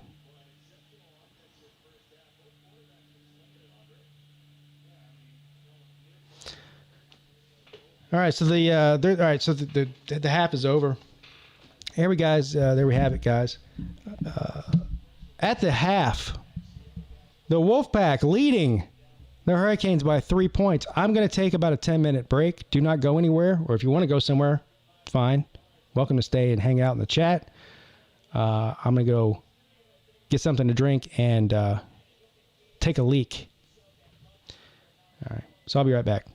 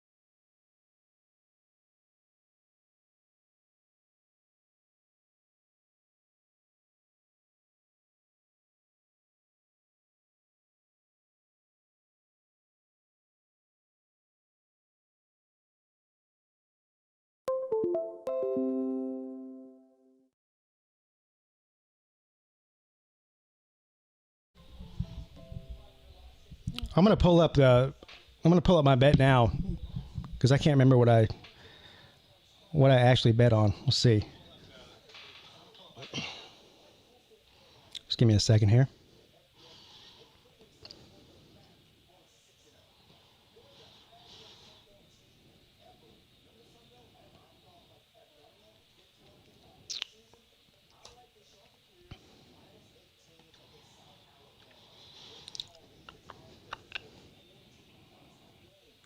All right, here we go.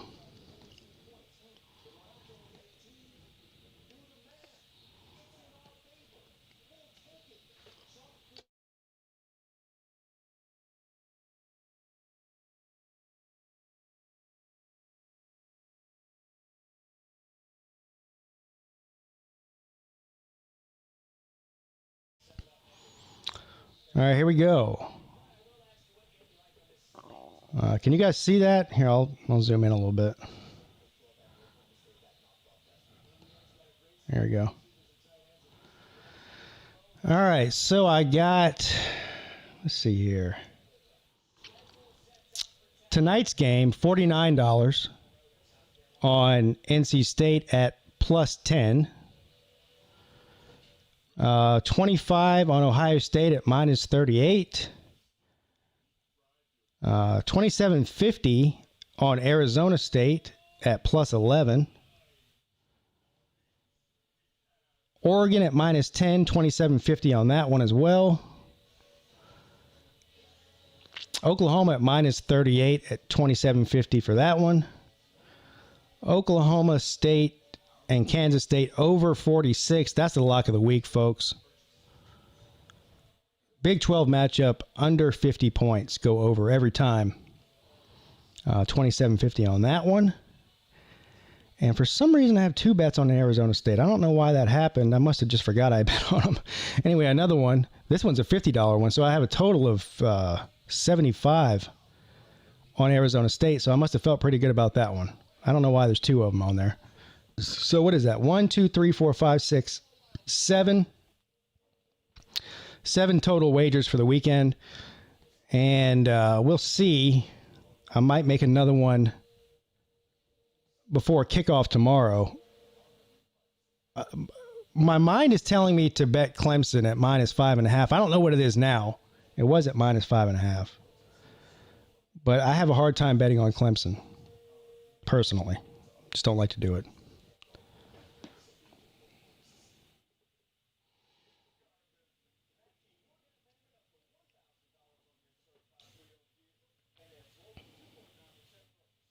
It's still 5.5. Okay.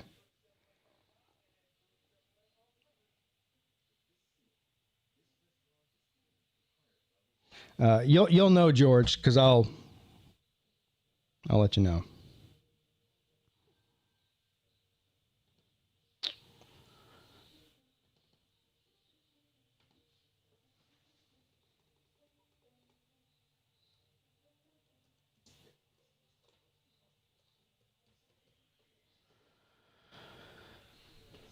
All right.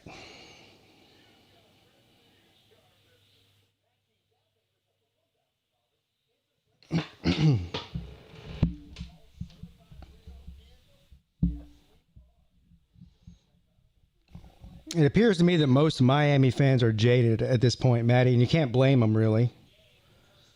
Most of them are very realistic. At least the ones that show up over here are.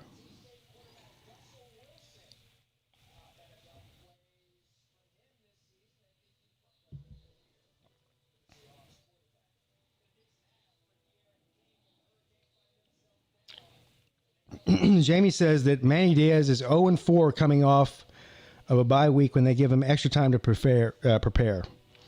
That's a very bad stat.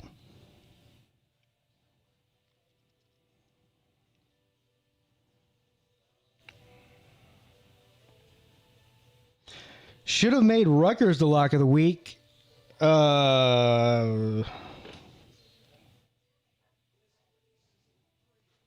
No, I actually bet the other way, didn't I? Took Ohio State.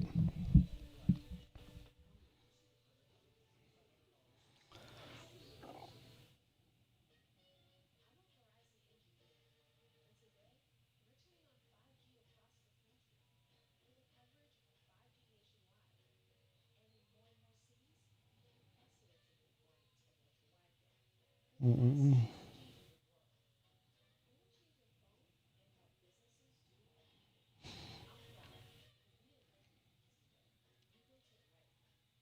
I'm not going to, Mike. I never bet on Clemson anyway. If I bet on Clemson and then they lose the game and I lose my bet, that's a double hit for me. Plus, I am somewhat superstitious. Even though I think being superstitious is silly, I still am. I think we are a little bit. Now, I'm not one of these people that has to wear the same clothes or same hat or jersey or whatever and think the team is losing because I'm not wearing my hat. But I am at least a little bit superstitious.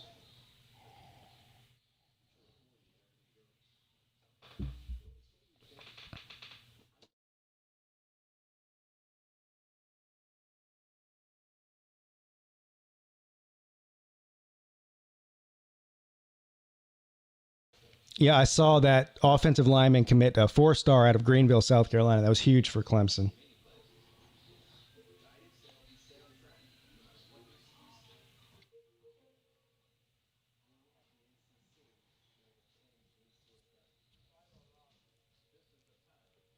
Yeah, players are definitely superstitious. They have to wear the, whatever combination of socks or whatever crazy stuff that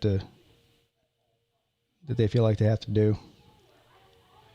Mrs. Peete, my wife, is definitely superstitious. She used to not watch third downs, which is weird. But she would put her hands over her eyes every time Clemson had a third down. She thought if she watched it, they wouldn't get it, which is crazy.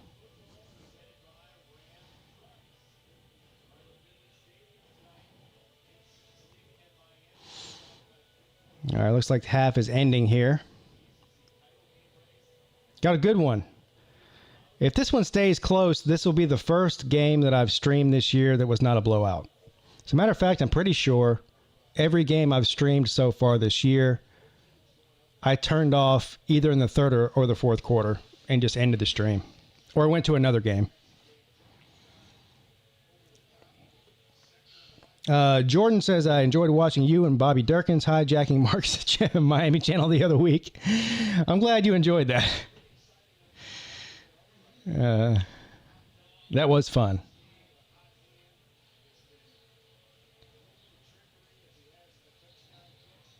Yeah, I'm with you, Joseph. I wouldn't either. Did you see Deion Sanders' son flipped his recruitment or his commitment from FAU to JSU, which is where he's a coach now, right? JSU? Any thoughts for a 4-star playing FCS instead of FBS? Well, it's not unprecedented. There's several 4-star players in the FCS. It seems to work out for them. We have Carson Wentz. I don't know if he was a 4-star. I don't know what he was rated. Obviously, a high round draft pick. The guy they have now is going to be a first-round pick probably at North Dakota State. Not unprecedented. The NFL will find, if you're good enough, they'll find you no matter where you're playing. We know that. All right, 1st and 10 coming up for Miami, the end around, and he's going to pick up nothing. Miami's offense tonight, aside from a couple of big plays downfield, which is abnormal for them, has been pretty pedestrian. They haven't been able to run the ball well at all. Outside of Derek King, had a couple of big runs. 2nd and 9 coming up.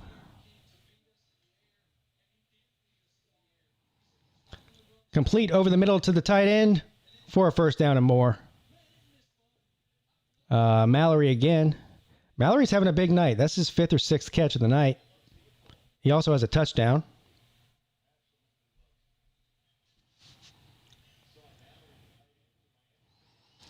First and 10 from the,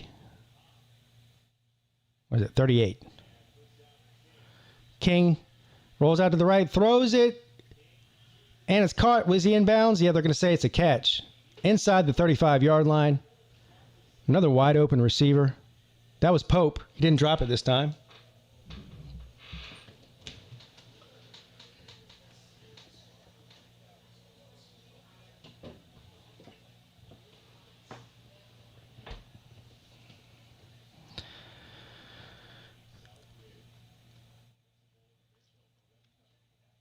First and 10, King back to pass, throws it to the right side, complete, short of the first down, and uh-oh. That didn't look good. Who is that? Is that Pope?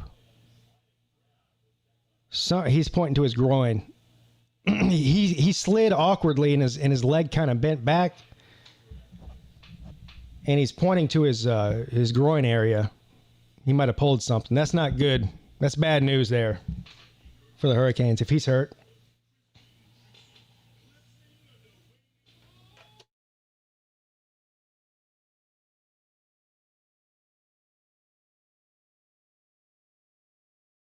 I haven't heard any Georgia fans complaining about recruiting.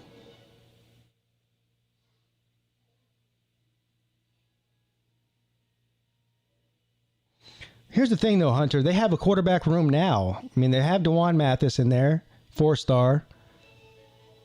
JT Daniels, 5-star. Carson Beck, 4-star.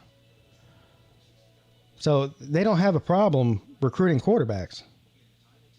They have a problem starting them.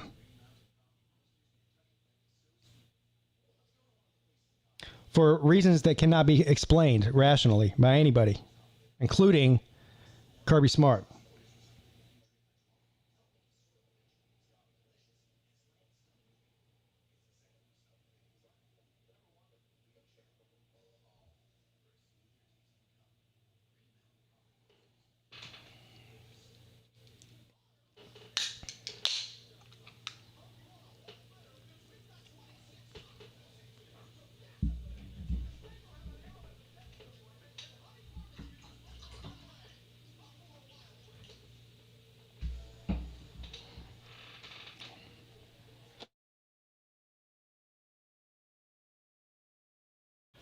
My only defense to that, with developing them, is you have to play them to develop them.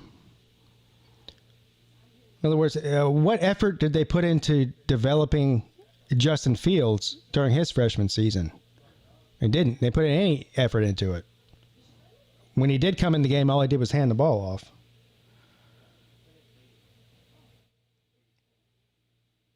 And you had DeJuan Mathis go out there and play, what, a quarter and a half against Arkansas? Not even 2 quarters, and we haven't seen him since. It's mind-boggling. And at this point, I don't know if somebody said it earlier, but if you're Brock Vandagriff, right, he's supposed to be the next big name to come through there next season, right?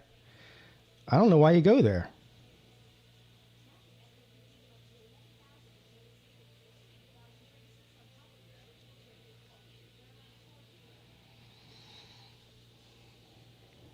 Of course, he's not even, I know he's committed there, right? But it's still not even 100% certainty that he's going to go there. He might flip his recruitment somewhere else, his commitment somewhere else.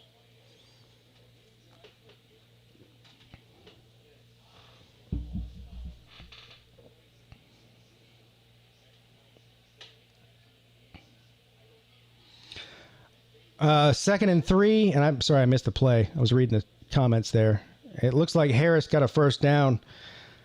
Do I think Norvell doesn't pan out at FSU, say, in the next 2 to 3 years, and Deion Sanders impresses the FCS, would FSU consider him more seriously as a head coach prospect? First and 10, and it's going to be Harris again, and he's going to pick up about 5. I would, well, I guess if Deion Sanders looks like he knows what he's doing at the team he is, maybe they consider it. I don't know, man. I first of all, I wouldn't want Deion Sanders as my head coach at Florida State. He's a player, not a coach.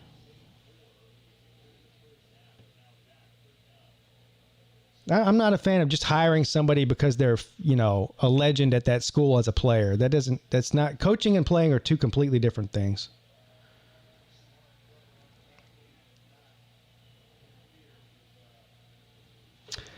Third and 5.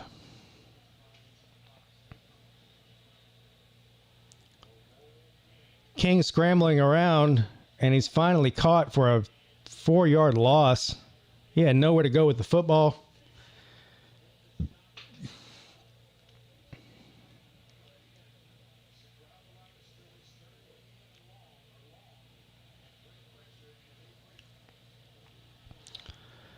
The only thing I could say about Deion Sanders or a player like him coming back to their alma mater to coach is recruiting advantage. Outside of that, I don't know. Maybe he can be like a Dabo Swinney type and get some good coordinators in there to run the offense and the defense. But I don't see Deion Sanders being some kind of Hall of Fame head coach or anything. 4th and 9, and they're going to kick a field goal, and it is good. Tie football game, folks.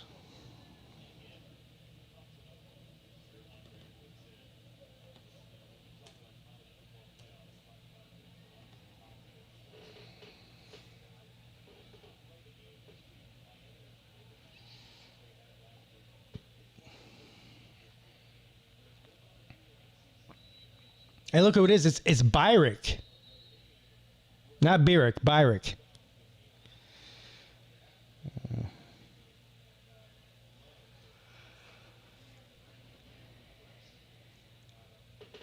I asked you this on Twitter. Want to make Fields for Ohio State. What makes Fields for Ohio State different than every other Ohio State quarterback in their history? Well, I'm not going to pretend like I know every quarterback in Ohio State's history. The easy answer to that would be that he's elite as a runner, elite as a passer, and usually you don't get both of those things in one player. I'm sure you've had some pretty good pocket passers come through Ohio State, probably had a bunch of really good running quarterbacks come through Ohio State. Have you ever had one that's as good as both of those things as Fields is? Probably not. He's the total package. And let's face it, football's changed drastically in the past 10 years, especially at that position. You used to be able, the Big Ten, the SEC, they just had mediocre quarterback play, game managers, played great defense, ran the ball. Those days are over. Has been a good game so far. 1st and 10 from the 25. Hand the ball off. He picks up about a yard. 2nd and 9 coming up.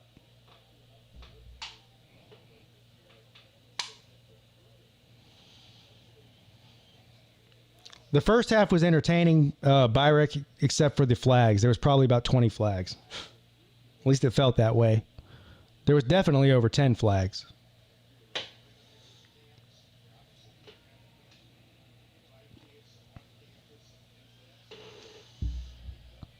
Second and 8, complete. 1st down and more for the Wolfpack.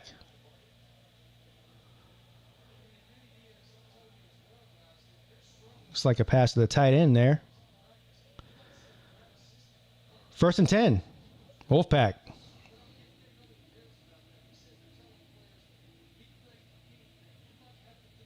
That's a great question. I'll answer it in a minute. 1st and 10. Hand the ball off. He goes nowhere. In fact, he loses maybe 3 yards. Good penetration by Miami's defensive line on that one. Hottest hot seat of the following coaches: Harbaugh, Herman, Malzahn, or Muschamp? Well, Gus Malzahn's been on the hot seat since he took the job, it seems like. He's on the hot seat every year. I would tend to say Muschamp.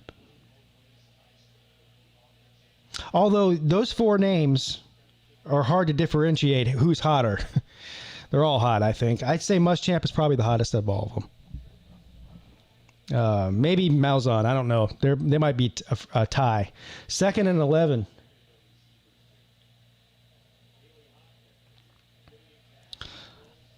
Picks up about 4 or 5 on that one. 3rd and short coming, or 3rd and mid-range coming up. 3rd and 5 maybe. I don't think any of those coaches that you listed are going to get fired this year, though, because of the weird year that it is. Plus, Herman's got a $20 million buyout. Muschamp's got, I don't know, he's got like a $13 million buyout or something. Harbaugh won't get fired anyway. And Malzahn has a big buyout too, I think. So, 3rd and 6.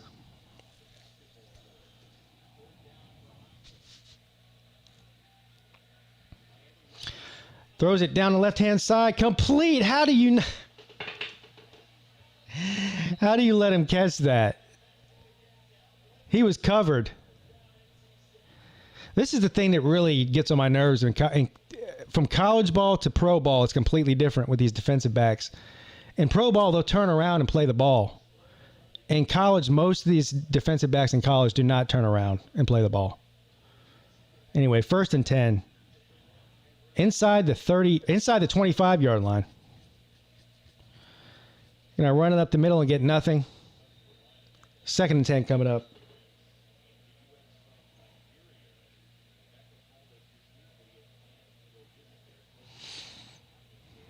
I'm Robin says, I hope we can win.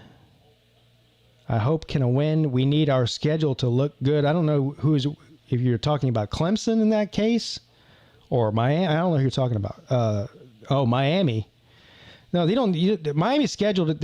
Look, it doesn't matter who they play. They got to win out. I mean, if they want to make the playoffs. 2nd and 10. Quarterback keeper. And he runs for like 15 yards. 1st down.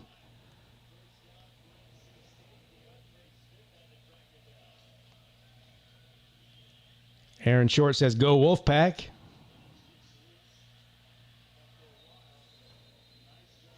First and goal from the 10.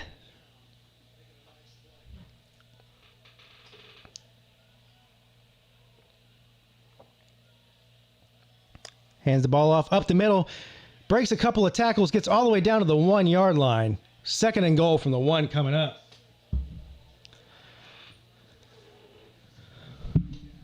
Man. Miami does not look good tonight. Walks in untouched. Touchdown. Wolfpack. This is supposed to be the strength of this team is the defense. They look awful.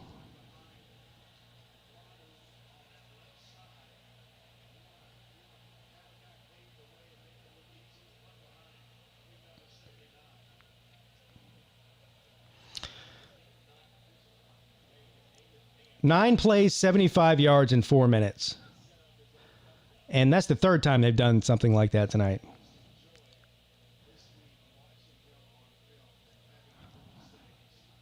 Extra point is good. 31-24, Wolfpack. Ouch.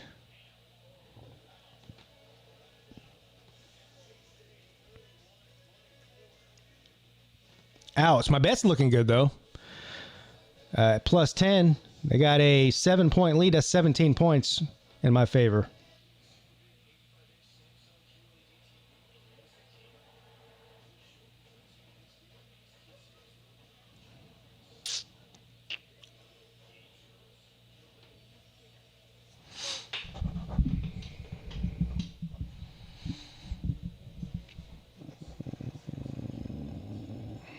Hairball's not on the hot seat, though. They'll both part on the same terms. You know what I saw today that I thought was interesting? Some questions whether or not Harbaugh would consider taking the Jets head coaching job if they fired Adam Gase. The reason that's interesting is because if he did do that, which I don't think he's going to go, I'm going to go ahead and say that up front. I don't think that's going to happen. But if it did happen, let's say it did happen, he would be drafting most likely either Justin Fields or Trevor Lawrence as his quarterback. I don't know how I feel about that. I'm not a big fan of Jim Harbaugh. I'm not going to lie. Both in college and in the NFL, I don't think he's that great of a coach. I mean, he's not bad. I just don't think I think he's way overpaid and maybe one of the most overrated coaches in football.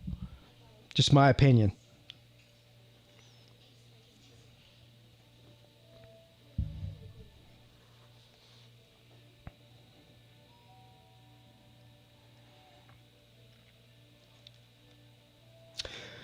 Maddie, that's a good and a very popular opinion. I'm not sure how good Harbaugh is I mean, he had Andrew Luck for a couple of years at Stanford, and that's really where he made his name. Did have success in the NFL with Kaepernick, right? They went to one NFC championship game or two. They might have went to two. They went to one Super Bowl and one NFC championship game, I think. Meanwhile, his brother with the Ravens is having a lot of success. I think both of those guys might be a better fit for the NFL than they are for college. And I don't know how much that has to do with X's and O's or just their personalities. I think Harbaugh's personality is hard for a lot of people to deal with at any level of football. He's just quirky. He's different. Of course, all that quirky and being different and all that all is great if you're winning a lot. Anything is forgiven if you're winning. Showtime Mike, yes, the Canes are losing by 7 points.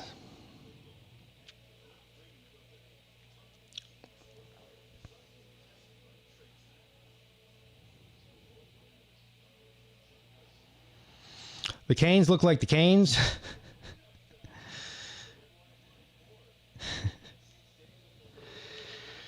All right, here we go.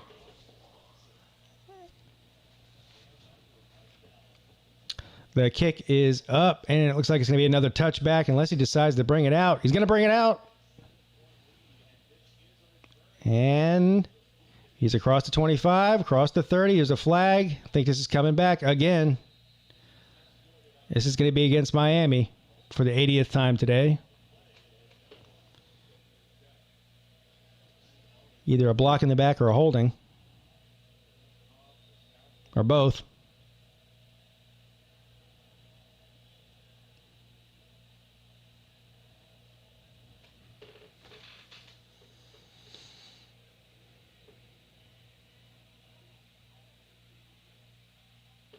What's up, Danny D-Rock? Thank you, sir.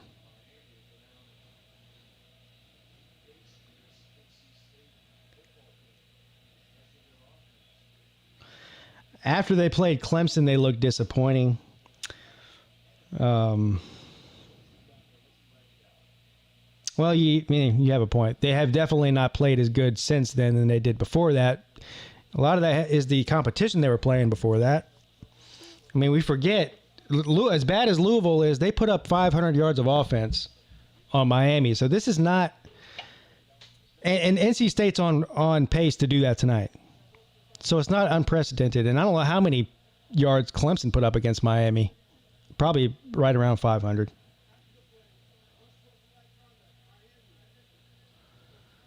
So we got 4 penalties here in the same play.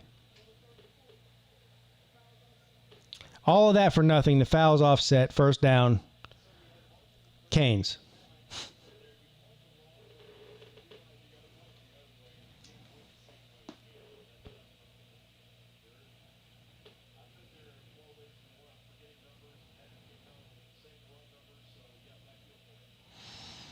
Harbaugh's a drama coach.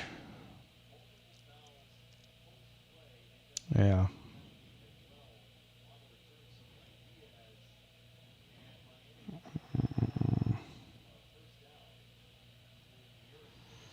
Can a Trevorless Clemson beat Notre Dame? Of course they can. The question is, will they? We'll find out. 1st and 10. Complete for a first down.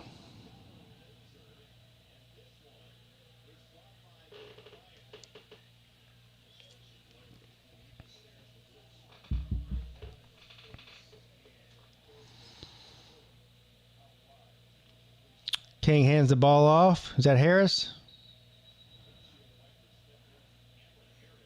Yeah, Harris picks up about 4 on the play there. 2nd and 6 coming up.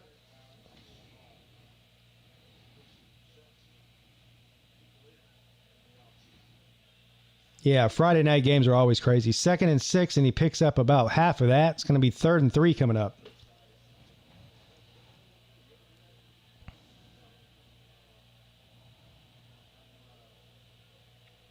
Yeah, so far A&M does look good.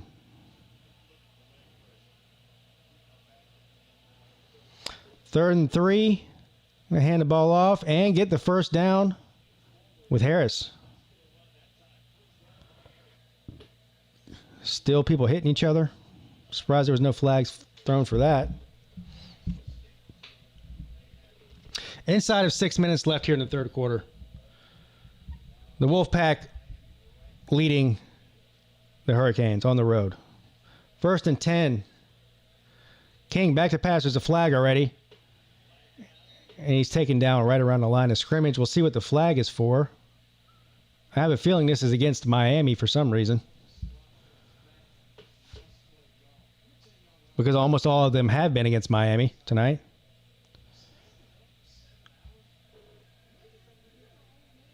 Oh, okay. It's against the defense. It's against NC State, illegal substitution. 1st down, Miami.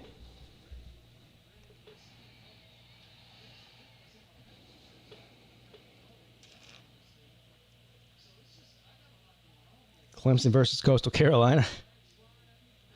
What are the chances of the Gamecocks upsetting A&M? I mean, not likely. 1st and 5. Big play down the field inside the 20. Big time throw and catch there from Pope. So Pope is trying to redeem himself. A horrible first half with a couple of big time drops. And he's had a couple of big plays here in the past couple of series. That was huge there. In the red zone, 1st and 10 Miami.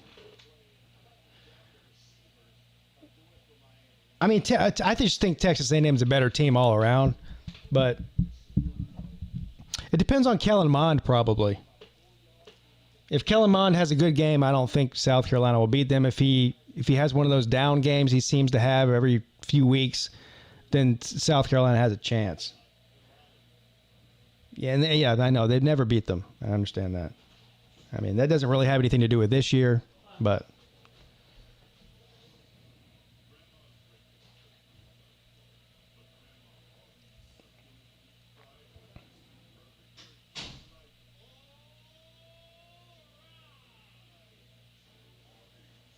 ...16 teams in the playoffs. I'm reading Showtime. Mike is talking about somebody commenting on Lou's channel about 16 teams. Look, I'm not even a fan of 8.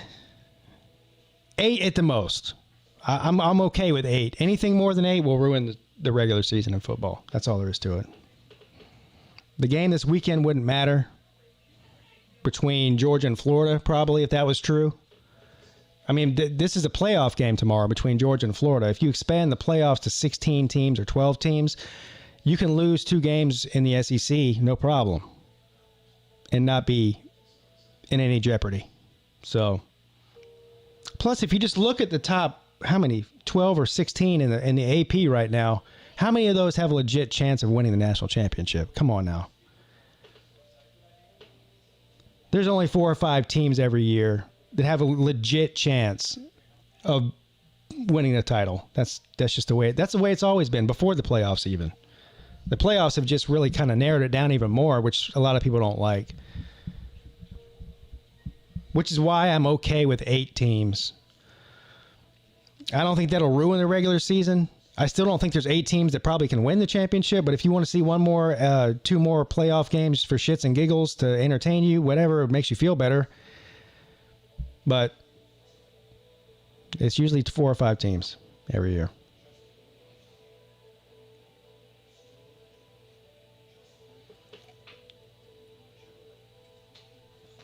Plus, the more teams you have in the playoffs, the more it reduces the importance of other major, especially the New Year's Six bowl games. You know, like if you're not in a playoff game, then the season's a failure type thing, which is kind of sad, right? Now, you should be excited about playing in a Rose Bowl or a Sugar Bowl, even if it's not a playoff game.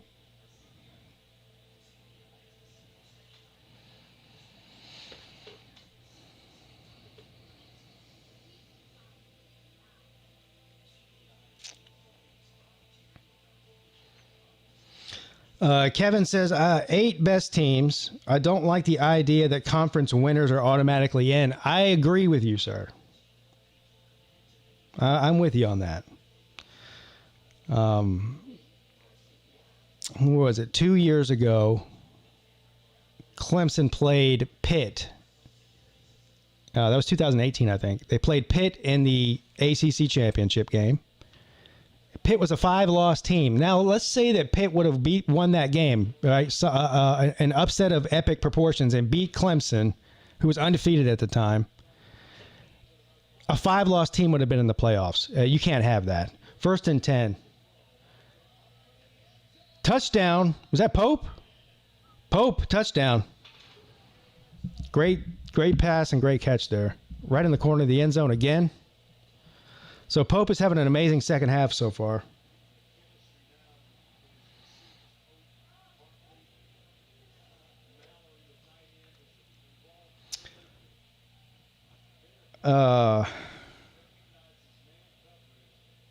SEC dog, yes, stay at 4. But here's the thing. It's not going to stay at 4. So as soon as the first TV contract is up, what is that, 2024? I think, yeah. They'll expand it to whether it's 6 or 8 or 12 or 16. Who knows? But they're going to expand it. There's just no way around it. All right, so the Canes score and tie it up 31 all. How about this, guys? We have a game on Friday night.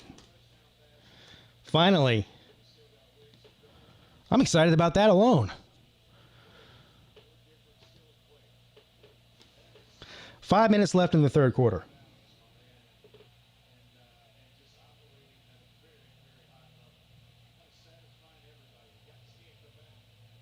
Exactly, Kevin. Exactly. I do like the idea of 6, and then the number 1 and 2 seed both get a bye the first round. That would give you an incentive to want to be the first or second seed in some of these games that might, people would say don't matter, but it could be the difference between them being the 1 seed or the 4 seed. That would make it matter if you got a bye. So I do like that idea too.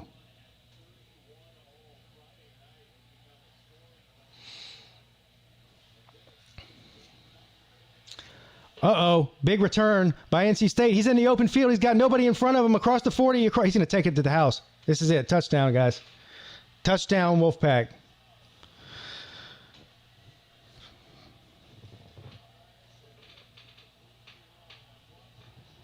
Wow. 100-yard kick return. You see that fat boy kicker trying to run him down?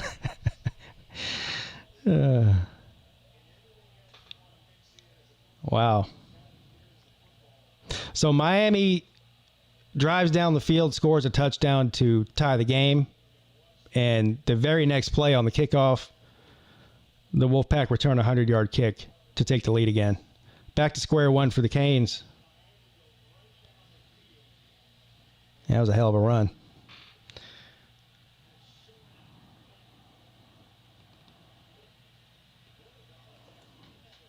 (38-31). Inside of 5 minutes in the third quarter.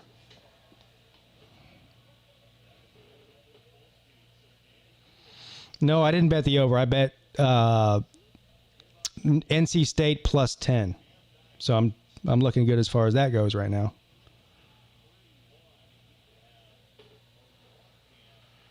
Yeah, you get a full game stream for once. How about that?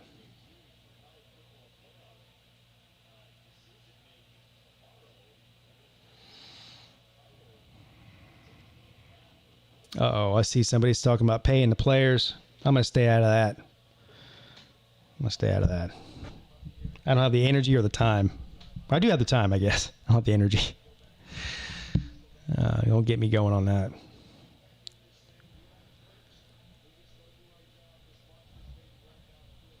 (38-31) in the third quarter. Man, this does look like a Big 12 game. This looks like Oklahoma versus Texas or Oklahoma versus Oklahoma State out there.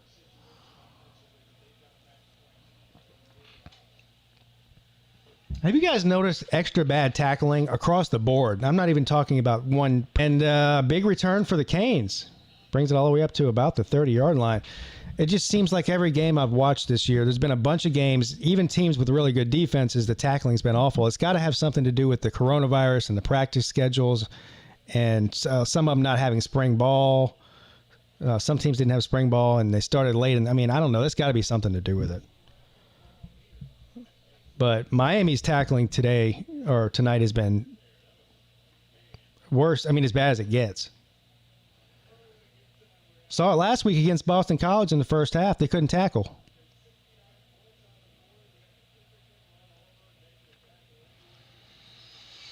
First and 10 from the 27. Throws it out into the flat, complete. And he gets up to about the 30. 2nd and 5 coming up.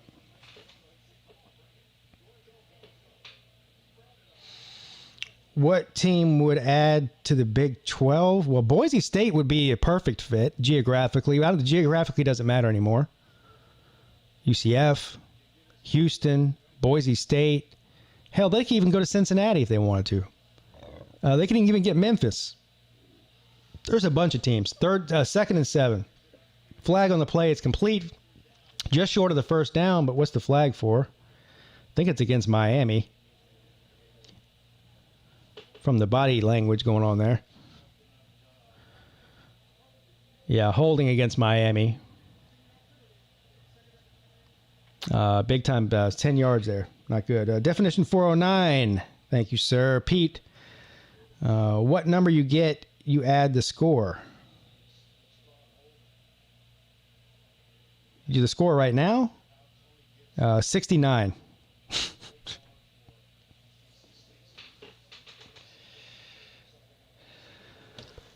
Congratulations. You tried and you failed miserably.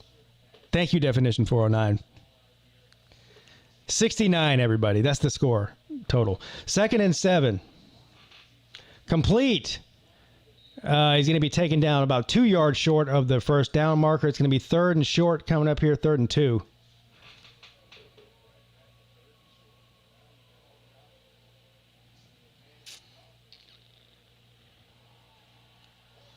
Third and 1, fumble, and King falls on it.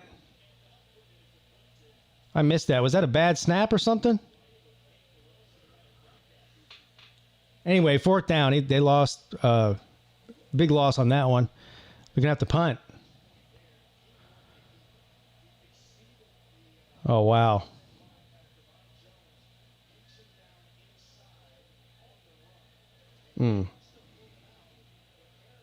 Dennis Wilson, I'm depressed because we're not dominating these bums. Yeah, believe it or not, I halfway feel sorry for you. Now, the only reason I don't... 4th and 10 coming up. They're punting it. I don't like Dave Doran, so I want the NC State to cover the spread, but I want Miami to win the game just because I don't like Dave Doran. But other than that, I don't care.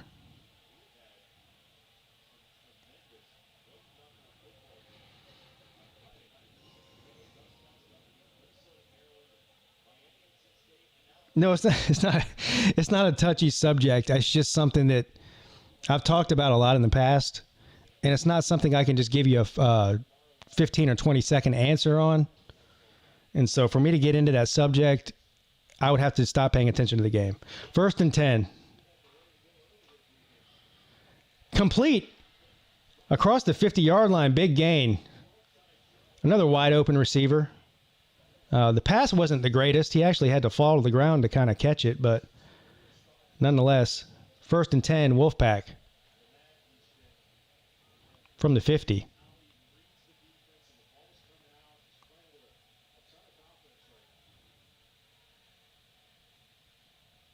Hand the ball off, run up the middle, and he's going to pick up about 7. Good run there. Hashtag support Dave Doran. I'm with you.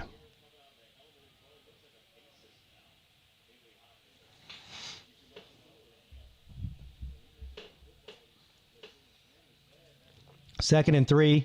Hand the ball off, and he's going to be taken down for a loss. 3rd down coming up. 3rd and what's going to be 3rd and 4, they're saying.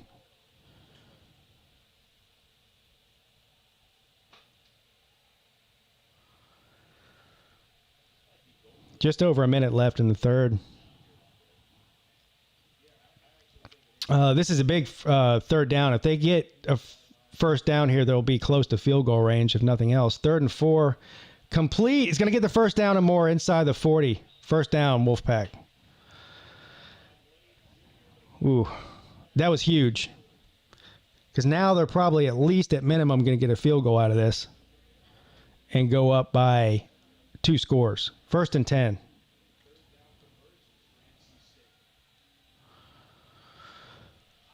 Oh, almost intercepted. Should have been intercepted. He's dropped it. He must play receiver also. That was Blades. No, really, though, that would have been a good catch. He had to jump up for it, but it did hit his hands. He just kind of batted it down instead of catching it.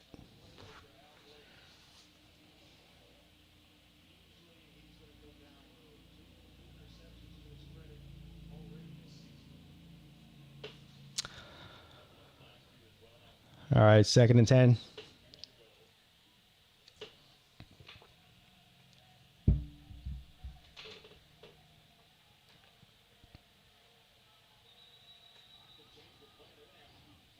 And they're calling a timeout.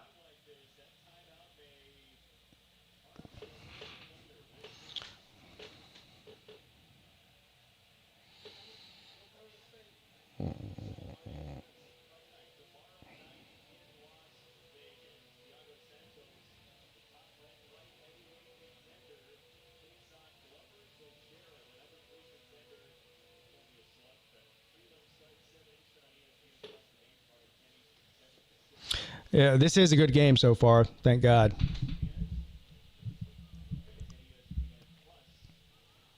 I'm just going to go ahead and say it. I don't care who wins this game. Sorry, Miami, your season's over. I mean,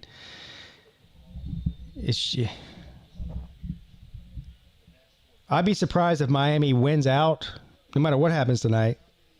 I think they're going to lose one more game in the regular season. If somehow they were to make it to Charlotte, I really think they would get beat by either Notre Dame or Clemson. I just don't think they're disappointing at this point. 2nd and 10. And I know they've only got one loss, so I mean, and it's going to be good defensive play there. They batted the pass down. 3rd and 10 coming up.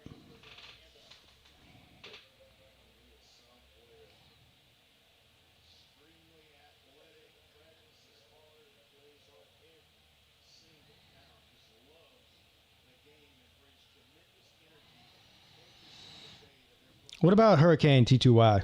Is he in here? 3rd and 10 coming up.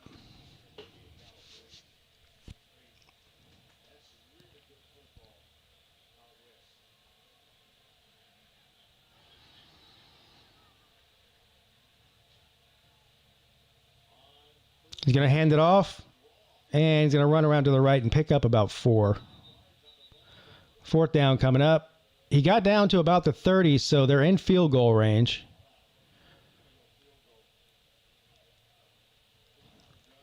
This would be about a 48-yarder or something. What, 48, 49 yards? Something like that, 50 yards?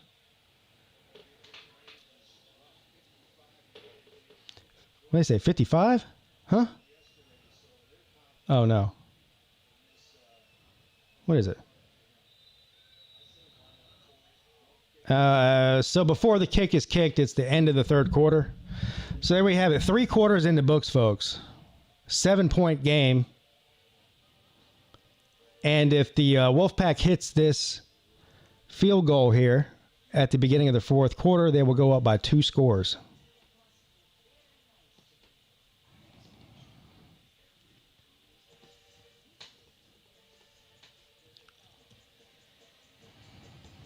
How about that?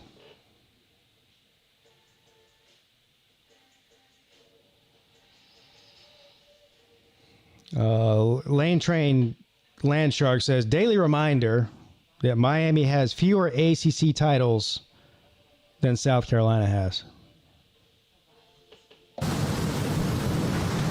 Hey, buddy, you're out in a hurricane right now. You know that, right? Do you need some shelter? No, actually, I was out here looking for a lost ACC championship. I can't seem to find it. I was hoping you could help me out. Oh, man, you're on your own. I'm a prepper, but even the Canes aren't prepared for that shit.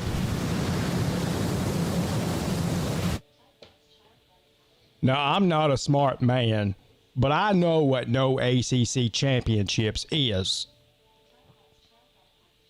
You said it, not me, sir. Jordan says, I really don't want to have to pour out one out for the Canes tonight. Yeah, you might have to.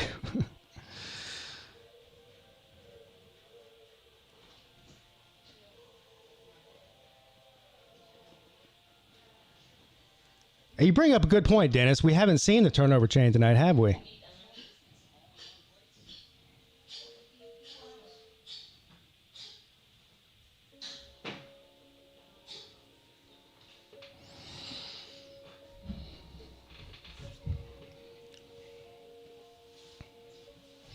What's up, the Big 12's only Texas fan? What? The Big 12's only Texas fan.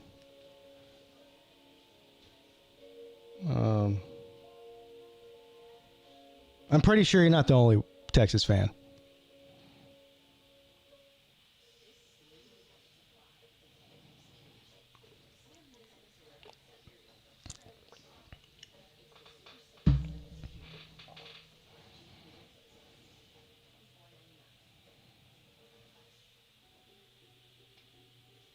Yeah, turnover chain's missing. Somebody better call the police. It's I think it's worth over $200,000.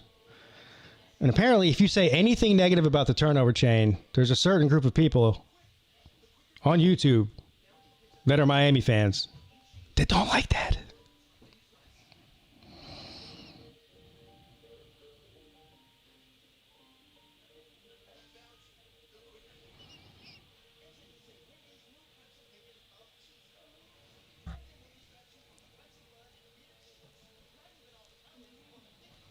So is that true that somebody said George Pickens is not traveling to the game? The Georgia wideout? Is that true? Because if that is true, that's a big blow. I mean, not that they're going to pass the ball a lot anyways, but just having him on the field helps. What does it say about Clemson beating Miami? It doesn't really say much. I mean, except for the fact that Clemson destroyed them. They just didn't just beat them. I mean, they ran them off the field. But it doesn't say much, I guess. I don't know. That's what you heard, too. Okay. Yeah. That's a big deal. Not having Pickens for Georgia is a big deal. 4th and 5. Let's see, this is going to be about a 50-yard field goal. 48-yard field goal, they say. Flag. Are they going to... Is this against Miami? Oh, you got to be shitting me. This is against Miami, isn't it? It's going to be a first down. Oh, shit. They call... Okay, it's against NC State. False start. Yeah, how about that, Pack? Yeah, game's far from over. Yeah. Well, that just put him out of field goal range. That was a terrible mistake. That was a 3-point mistake there, most likely. What are they doing here? Now they're gonna punt it now. It would have been like a 60 or 58-yard field goal if they would have attempted it. Oh, they are going to attempt it. Shit. What am I talking about? So from 58 or 53, I'm sorry. And it's on line to go in. It's good. Hell, that would have been good from 60. Did you see that? He just hit a line drive. He's dancing around. So that puts up the Wolfpack by 2 scores, folks. A 53-yard dart of a field goal there.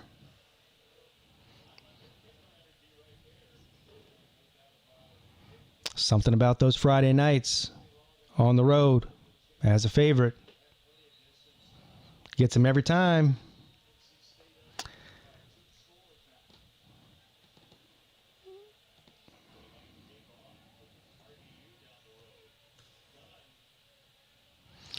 (41-31), folks.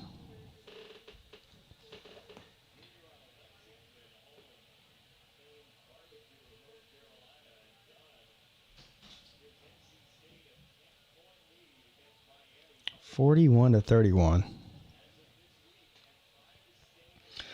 Jordan Davis not playing is bigger than you think. He's a nose tackle, but he's pretty much an immovable rock in the run game. Yeah.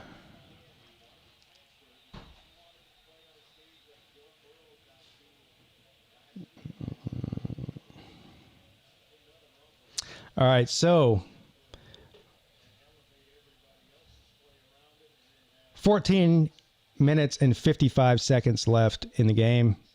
NC State leads Miami by 10 points. Miami's offense coming back out on the field. Let's see what they can do. Can they answer? This is an important drive for them, I think.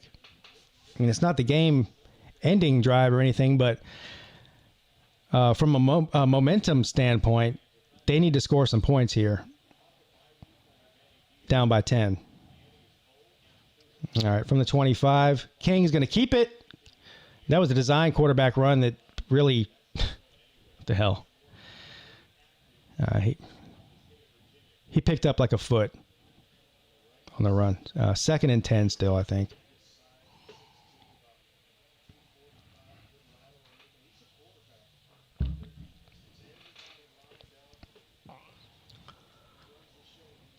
King with the option, hands it off, and Harris picks up about 9. Be 3rd and short here.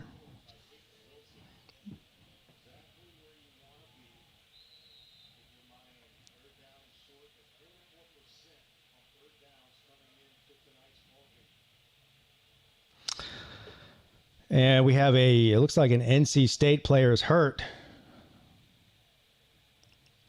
Can't see who it is, number 11. So, injury timeout. That cup's going to be filled with Miami tears.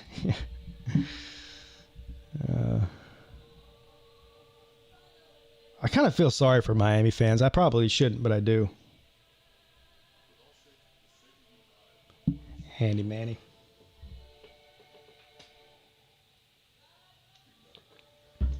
Hopefully after tomorrow, I'll still be feeling sorry for Notre Dame fans too. Because if I'm not feeling sorry for him, then that means that Clemson lost. So.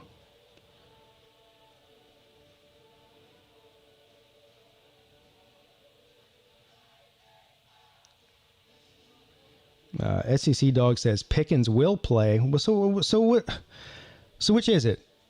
Is he injured or whatever and not playing? Or traveling, or is he playing? I mean, I'm hearing conflicting stories. Can somebody confirm this for me so I can move on with my life?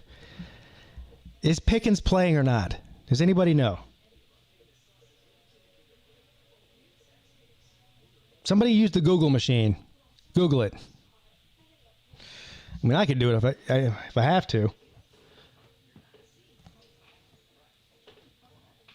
I'll do it. What the hell?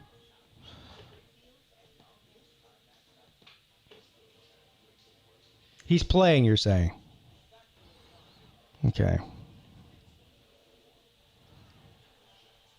Now you tell me he's playing, and 5 minutes from now, somebody else is going to type in the chat that he's not playing. So see?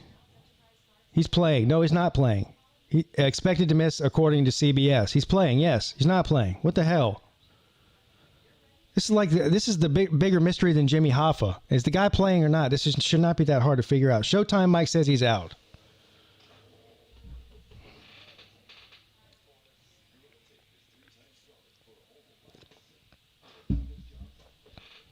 He's out. I'm assuming he's out.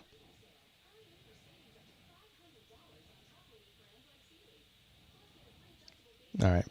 Not playing. Sorry, SEC Dog. It's over, bro. He's not playing. Game over. Forfeit.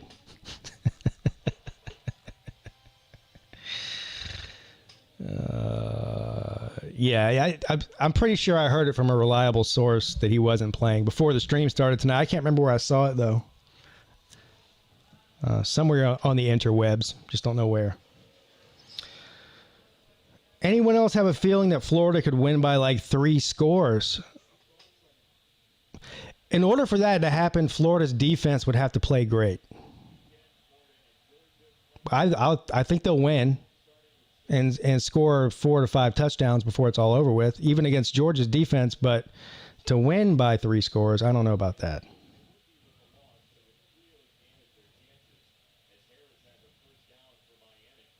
I don't know. That's an interesting game, though. Very interesting. I wouldn't be surprised at any outcome in that game. Really. 1st and 10 from the 37. He's going to pitch the ball to Harris. Is that Harris? And he picks up a couple. 2nd down coming up.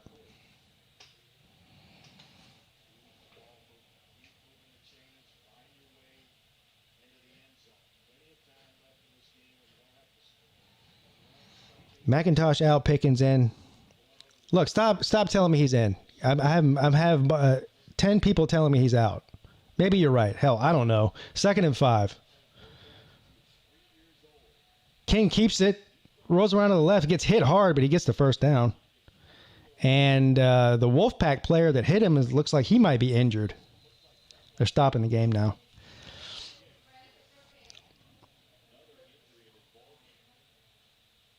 It looked like when he hit him, I don't know if he's, I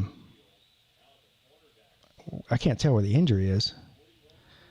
I think it might be his shoulder. He hit him with his shoulder, like right in the leg. Oh, no, it's his leg. Something happened to his leg. Uh-oh.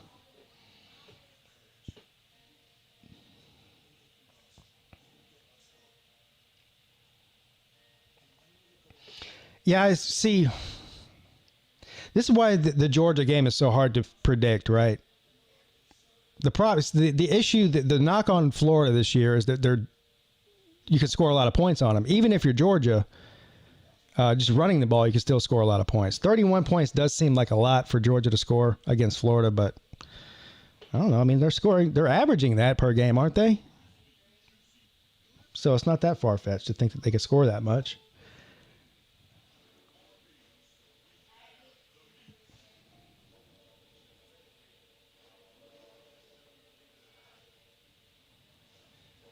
I think it's going to be a rough day for old Stetson. I really do.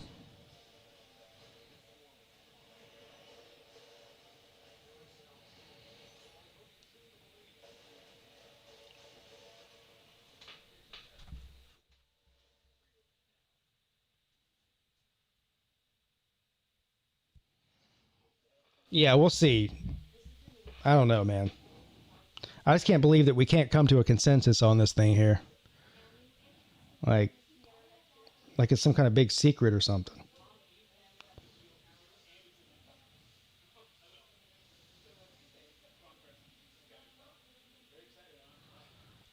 Jordan, I do. I do think that Notre Dame has a chance. Yes, absolutely.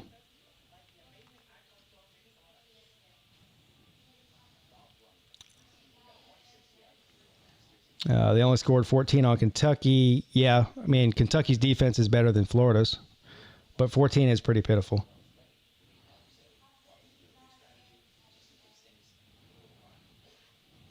Top secret, huh? Okay.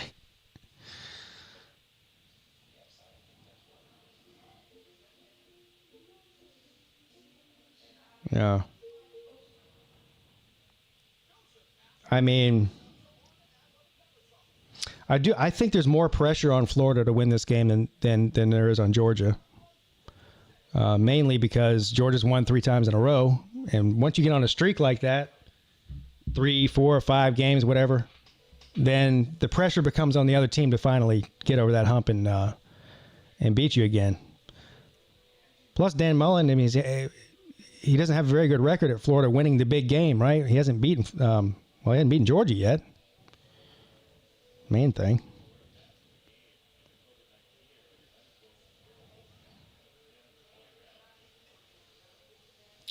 Who's a better bench warmer, Tate Martell or JT Daniels? I think Tate Martell is terrible. So he's probably the better warmer, and JT Daniels is the better player. 1st and 10. From the 48. Down by 10. Hand the ball off. Around to the left. Picks up about 3. 2nd and 7 coming up. Tate Martell, was he a 5-star coming out of high school? And if so, fire whoever made him a 5-star. I never got that. Look, no offense to Miami, but if you transfer from Ohio State and you're not even good enough to be the 3rd-string quarterback on Miami's team, that's saying something. 2nd and 5. Big time catch by Mallory, all the way down to the 20. Big chunk play. He might be the MVP of the offense tonight. He's made all the big plays. I mean, him and King. He's definitely the leading receiver tonight. 1st and 10 from the 20. King throws it inside. Oh, my God. First of all, the Miami player should have caught it for a touchdown, but it bounced off his hands, and then the defender just dropped it. He had it in his hands, too. So 2 drops on 1 play. That could have been a touchdown or an interception. Look at that. Yeah. 4-star recruit. Okay.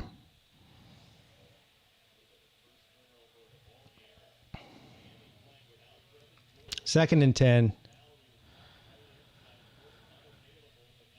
And he's going to throw a short pass behind the line of scrimmage, and he's tackled behind the line of scrimmage for a 1-yard loss. What in the hell was that?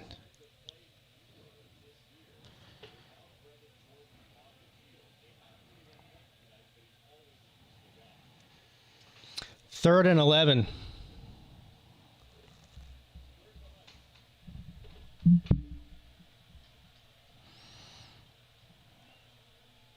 There's inside 11 and a half minutes left in the game.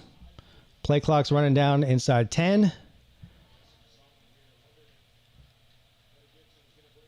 King back to pass. He's rolling out to the right, looking downfield, throws it into the end zone, and it's going to be wide. Incomplete. 4th and 11 coming up. What you do here, you got to kick a field goal. Too far to go for it.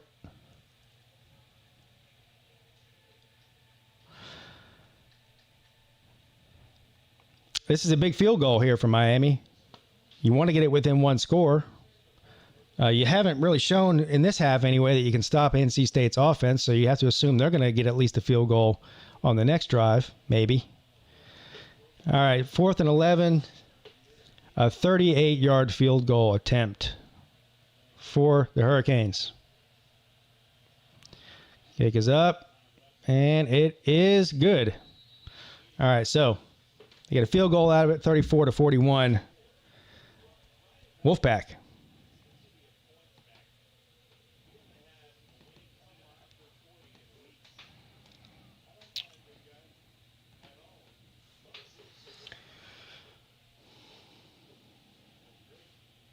Yeah, Josh Allen was a 2-star. I understand that. I understand that. Stars don't matter necessarily, but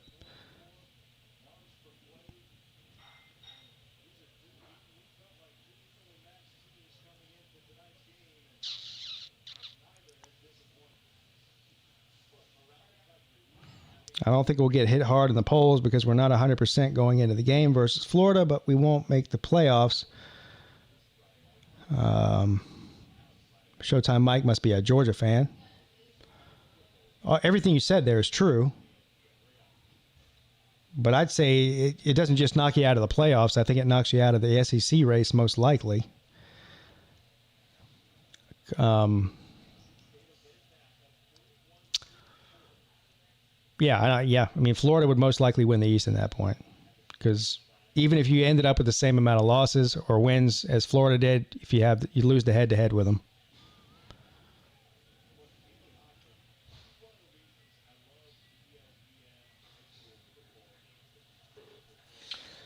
All right, guys, here we go. NC State's offense coming back on the field, and they have been having a very good night. Look at this. There's still 11 minutes left in the game, and they scored 41 points against Miami's defense. 41. Now, NC State does have a good offense, but they're playing with their second-string quarterback here, and a couple of other guys out, I believe, as well on offense. 1st and 10, they hand the ball off, and he's going to be taken down for a big loss. Lost like 7 on that play. Jeez. So good start on first down for Miami's defense, making it 2nd and long.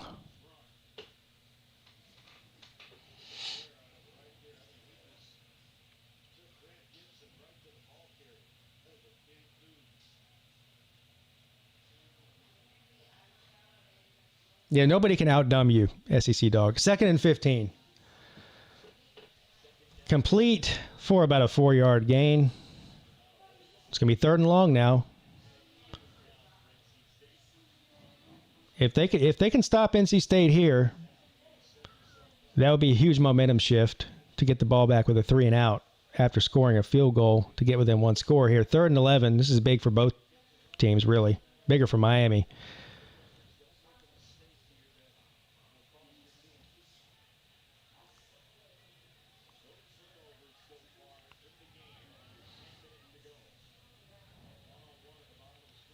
And play clock is inside 6 seconds. You better hurry up, dude. He doesn't know what he's doing. Down to 2, 1. All right, they snapped it in time. 3rd and 11. Rolls out to his left. Got nowhere to go with the ball. Gets hit after he throws. Incomplete. All right, so good series. 3 and out by Miami's defense. They really needed that. The momentum going the other way here.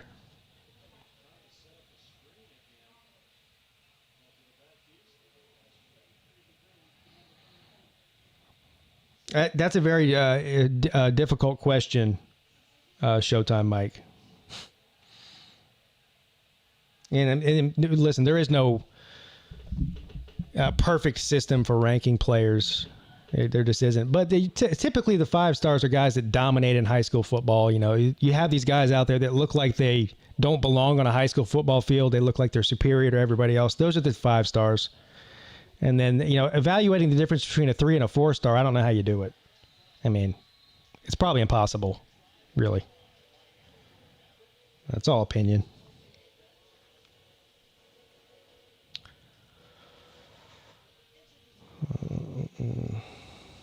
Yeah, terrible defense by Miami, and that's bad news for them because they've been hanging their hats on the defense for several seasons now. I mean, hell, even when Richt was there.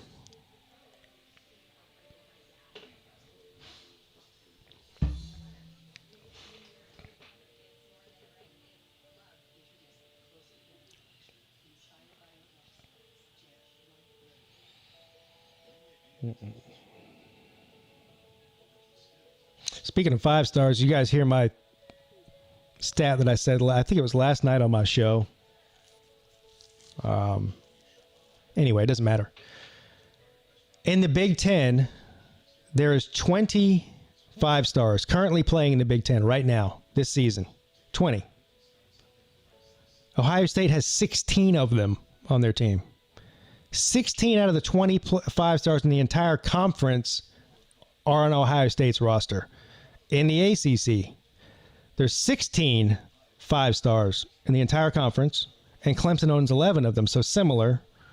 There's just like 3 fewer 5-stars in the ACC than there is in the Big Ten, but both basically Clemson and Ohio State dominate the amount of 5-star recruits they get in their conference. Now, the SEC obviously has a lot more attrition. I mean, it's spread amongst probably 4 or 5 teams instead of 2, right? 2 or 3. Georgia, Alabama, Auburn, LSU, Florida. I mean, that's 5 teams right there. A&M.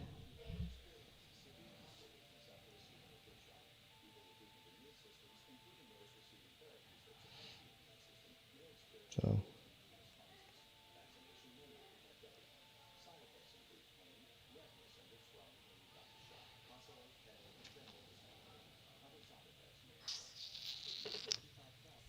South Carolina, Coastal Carolina, Clemson. I mean, you have them in the right order. They're just backwards. You're saying that South Carolina is the best, and Coastal Carolina is the second best, and Clemson's the third best in the state, which is backwards, exactly backwards. A good try.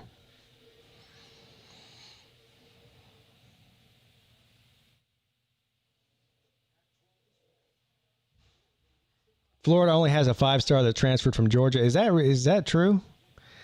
if there's got to be more than one 5-star on Florida's team, isn't there? If not, that's a shocking stat. I wouldn't believe that.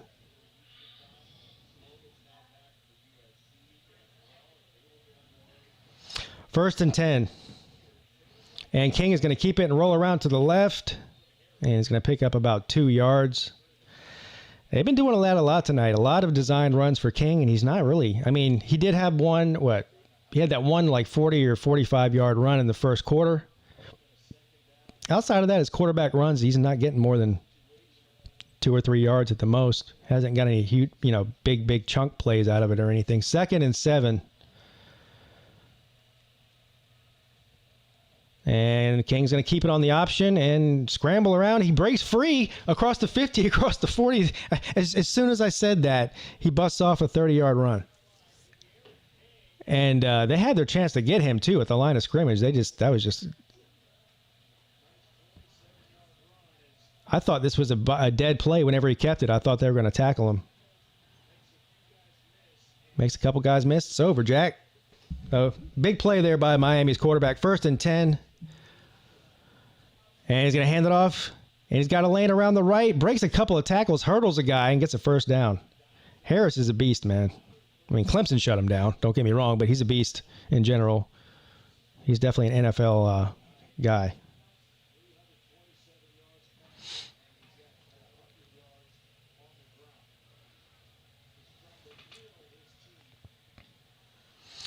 First and 10. King is hit as he throws complete inside the 10-yard line. Who was that? Is that Pope? Yeah, big catch by Pope there. And Pope had a terrible first half. He's playing great in the second half, though. And he got smacked as soon as he threw that ball, too. 1st and goal from the 9. 8 minutes left. Runs it up inside the 5, so it's going to be 2nd and goal from the 4. It's a good game.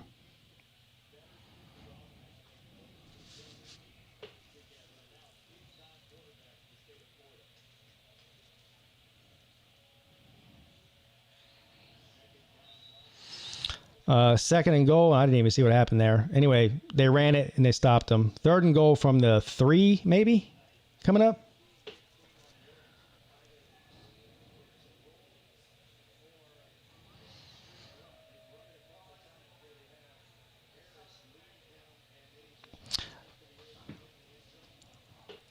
So this is huge for Miami. I mean, they have a chance to tie the game here. So what do you do here? Well, we'll see what happens on this down. Then I'll ask that question. But if they don't make it here, do you go for the touchdown? I think you do. We'll see. 3rd and goal from the 3. Bad snap, but he picks it up, rolls around, tries to make a guy miss, and he gets hit. I think he's short. He's short by like a foot, man. 4th and goal from the 1 foot line now. Again, what do you do here? You go for it, right? You go for it, right? Looks like they are going for it. They're going for it.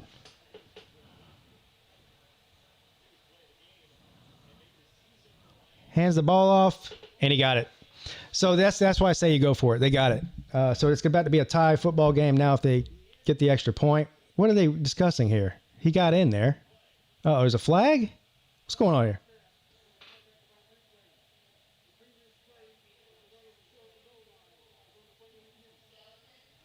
What? I don't understand what I didn't hear what he said. What did he say? What's going on here? Are they reviewing the play before that play, or are they reviewing that play? Because they never called a touchdown on the field that I saw. What is going on here? Rolling on the field, ball carrier short of the goal line. They're talking about the play before, so they didn't even count that play. They didn't count the scoring play. They're saying they stopped it before that. I don't think he got a touchdown. Maybe he did. Either way, they got screwed. Unless they call this a touchdown by King, then Miami got screwed on that last play.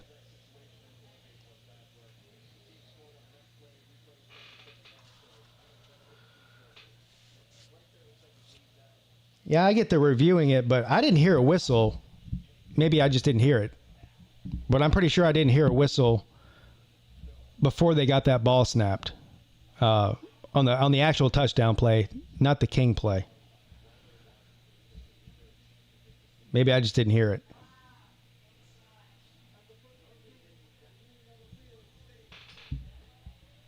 So Miami gets screwed. So the ruling on the field stands from the King play, so he's still short. Now they get the down over again. But it's 4th down. And you just got the touchdown. And anyway. So here we go again. This is huge now. 4th and goal from the half-yard line.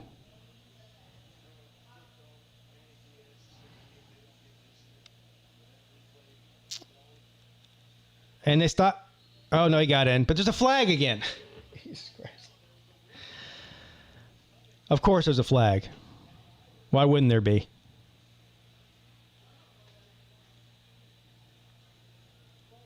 And it's against Miami.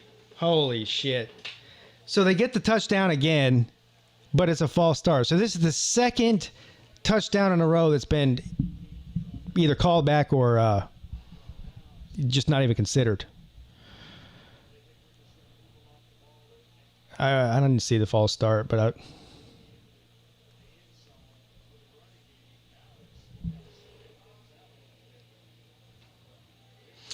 so now they're going to settle for a field goal. I would still go for the touchdown. I don't know, man. I feel like just over 6 minutes left. I realize there's still plenty of time and all that, but I don't know how much good a field goal. You still got to get a touchdown. I mean, anyway, they make it 37-41. Just over 6 minutes left here. At the very least, this is exciting. That's good news. It's not boring.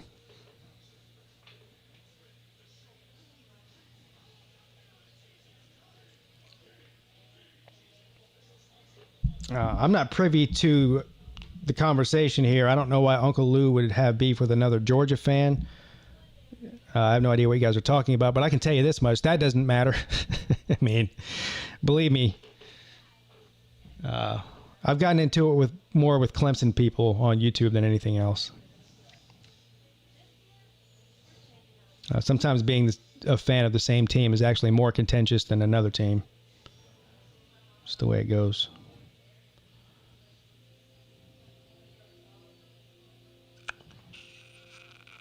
Someone in the stands moved.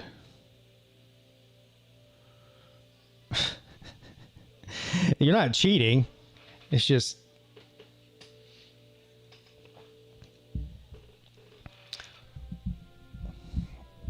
I would be frustrated right now if I was a Miami fan and they didn't get 7 points out of that.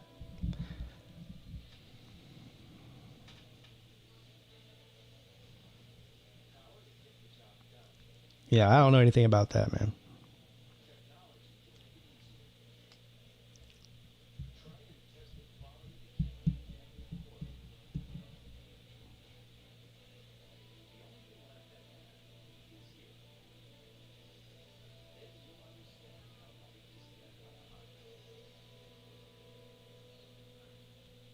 Yeah. Yeah, thank you. Lunch Money is a great show. Have a lot of fun doing that. Something different. You don't see a lot of shows like that on YouTube.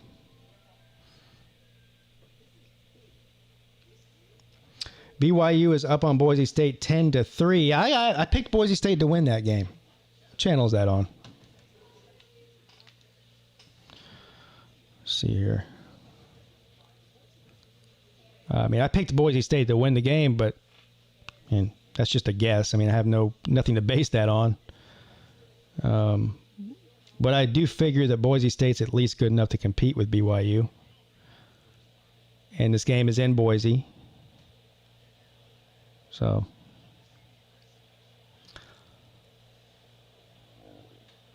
still the second quarter. Whole game. There's still a bunch of time left.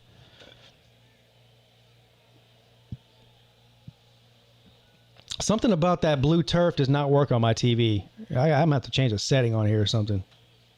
It looks like a damn Atari game. Hold on. Going back to the Miami game. Yeah, that blue field's messed up. Thank you, Wilkie. Pete, did you get the tablet going? Yes, I did. Used it today to pay some bills, by the way. Thank you. Yeah, the tablet's great, man.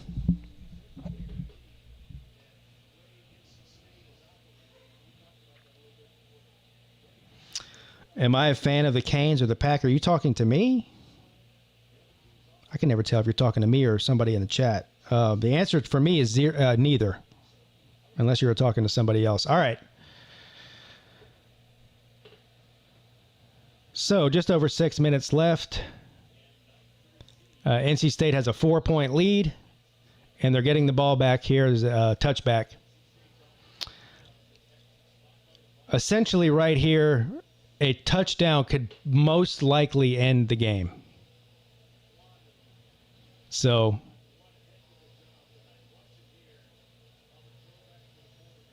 we'll see what happens. Yeah, a touchdown would probably end it.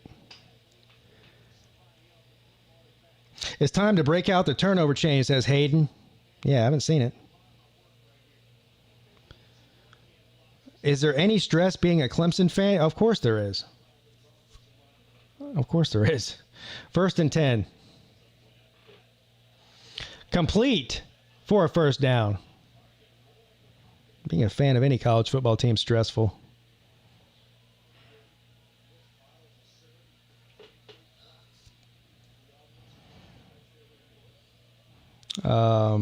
There's a red field too, somewhere in Texas. I can't remember who that is. 1st and 10. And they're going to run up the middle for nothing. Time is going to become an issue now for Miami if NC State continues to run the ball and try to just bleed time off the clock here. And if they get first downs, that's going to be even worse. Miami still has all 3 timeouts, though. There's still plenty of time. 2nd and 9. They are, hand the ball off up the middle again. Gets nothing.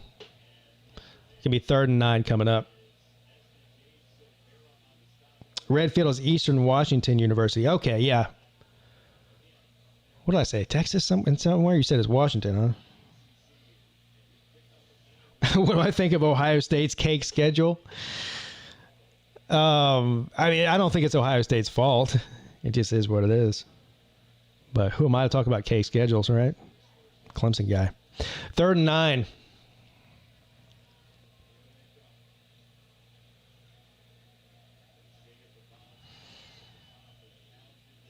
And they're going to bleed the clock down as far as they can. 3rd and 9. And he's got nowhere to go. Comes up with a big sack for about a 4 or 5 yard loss there. 4th and a mile. Punt coming up. 4.5 minutes left. Miami's down by 4. They got all 3 timeouts. I didn't like the philosophy that NC State just came out with. NC State has had no problem moving the ball down the field against Miami today. And they get up and they try to do this routine. We're going to run the ball 3 times or run it twice, bleed time off the clock, and then try to throw a pass to get a 3rd and long. Bad idea. Because, the Miami player receives it, fumbles it, picks it back up, runs backwards 5 yards, and gets tackled. Whatever the hell that was. I don't like the approach by NC State. I think you go and you play the way that you've been playing for the first 3 quarters. It's been working. Try to go down and get a touchdown and end this thing. Instead, they just kind of conceded that they're playing the time clock deal in a close game. But this could work. This could work against you now because if Miami gets a touchdown, then you're going to be down with a little bit of time left.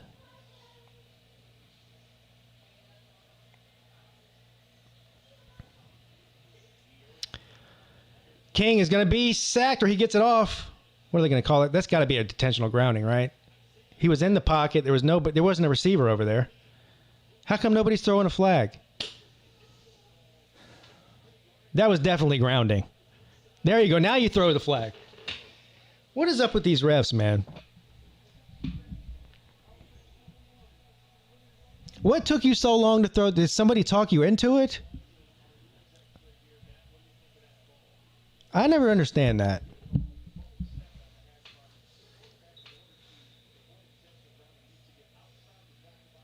Yeah, I was just looking around like, did y'all see anything? Y'all see anything? And he just throws the... All right, 2nd and 18 coming up here. After the grounding penalty.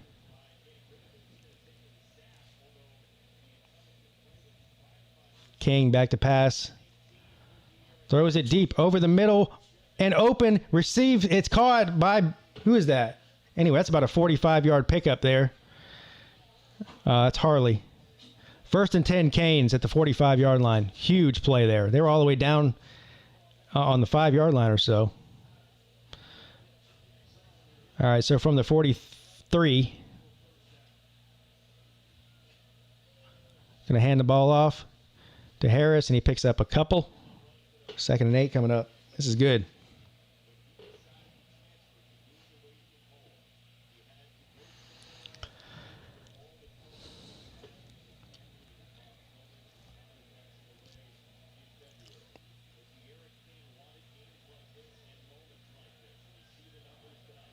Kings having a good night numbers-wise. 30 for 39, 376, and 4 touchdowns. Jeez. 2nd and 7. King rolls out to his left, throws it downfield. It's tipped and almost intercepted, incomplete. 3rd and 7 coming up. Good defensive play there by the NC State cornerback. He could have caught that probably. That probably would have been a completion had he not batted it down. So good play there. This is huge right here. 3rd and 7. Although they got 2 ways. How many timeouts do they have left? They have all 3. Okay. This is still big. 3rd and 7. King over the middle. Complete. He's still on his feet. He's going to get a touchdown. Harley, touchdown. Wow. 54-yard touchdown to Harley. King over the middle. That was clutch. 3rd and 7. Because if they would not got a first down there, forget the touchdown for a second. Had they not got a first down there, what do? You got 2 minutes, 40 seconds and some change.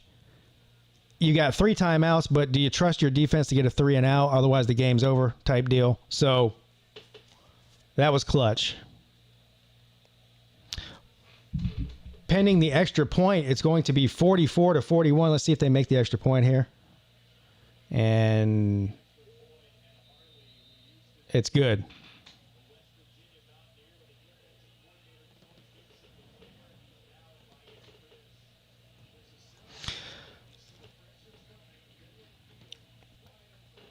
(44-41). They scored too quick. I was thinking that when that happened. No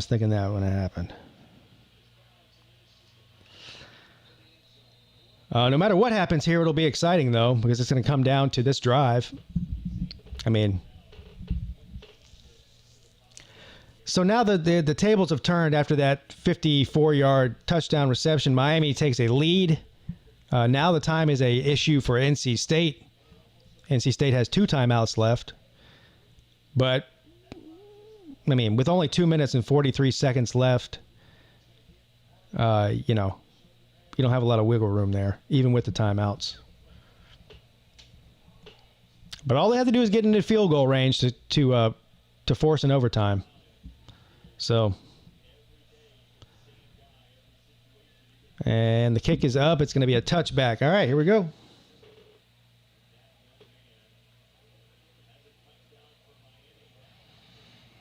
Pete, you're going to be up late if they go into overtime. Yeah, no kidding. Yeah, I'm not going to lie. I hope it doesn't go to overtime. I want somebody to win in regulation.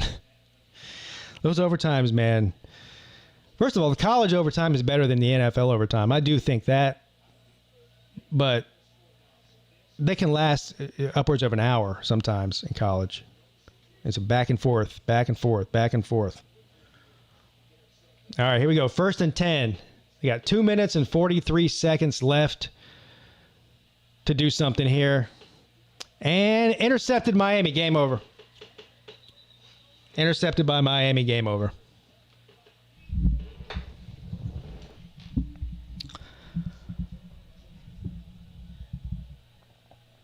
Now, since I don't care who wins this game, I only care about the spread. What do I got at 10? Yeah.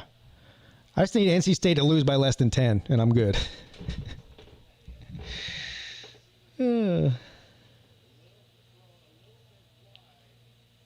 That's the most NC State thing I've ever seen. Yeah.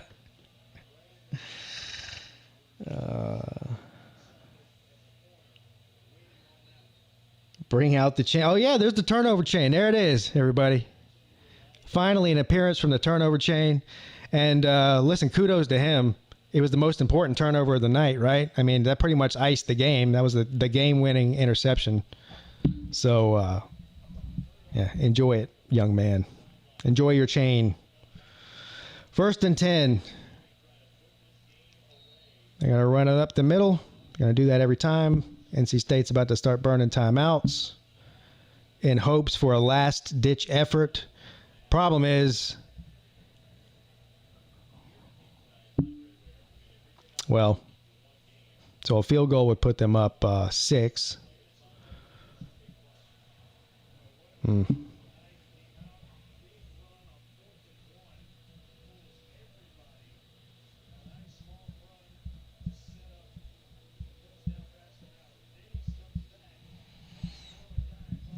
Dennis Wilson has had more beers than I have, apparently.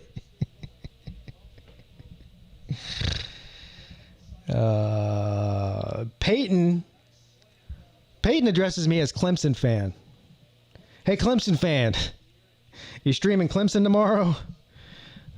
Yeah, actually, I probably am. Yeah. I don't typically stream Clemson games for obvious reasons, I think. Or at least they're obvious to me. They should be obvious to you if you've been watching me for any long period of time. But I'm thinking about doing it tomorrow, yes. And you can call me Pigskin Pete or Pigskin. If you want, you don't have to call me Clemson fan.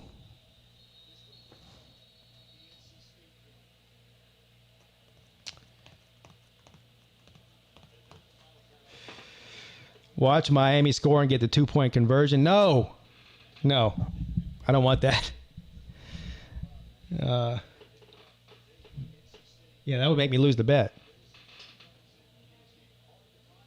Pigskin Clemson fan Pete.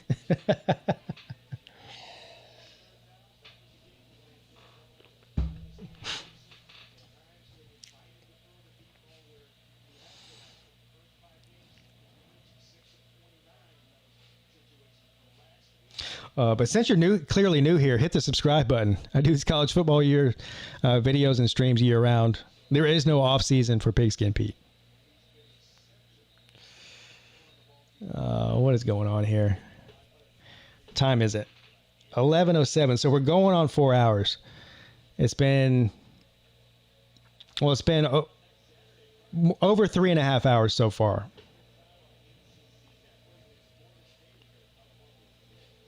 You guys remember when college football games were like 3 hours on the dot? Now every one of them is close to 4 hours. Some of them even more than that. 3rd and 6. King keeps it inside the 10, just falls down. So what do you do now? Just kneel the ball, right? Don't try to get crazy and score a touchdown here. Please. Just end this thing. Yeah, so NC State's out of timeouts. There's 2 minutes and 15 seconds and counting left. Kneel it twice, game over. Go back to Miami happy with a win.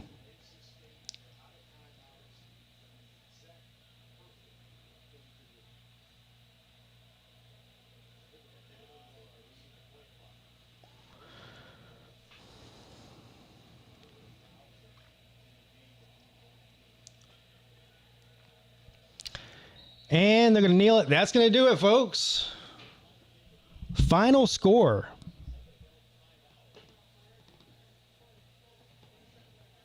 What? They're calling timeouts? Why in the hell would Miami call a timeout? What is it? What are they doing?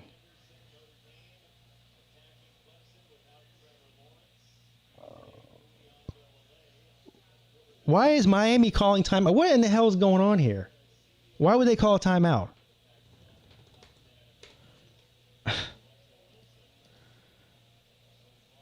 Am I missing something here?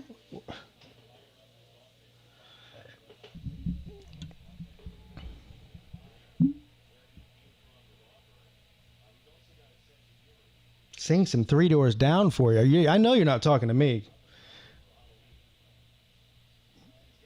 I wouldn't even know what. I don't know any Three Doors Down songs. Yeah, happy with a win, Pete. Just like Clemson escaped Boston College.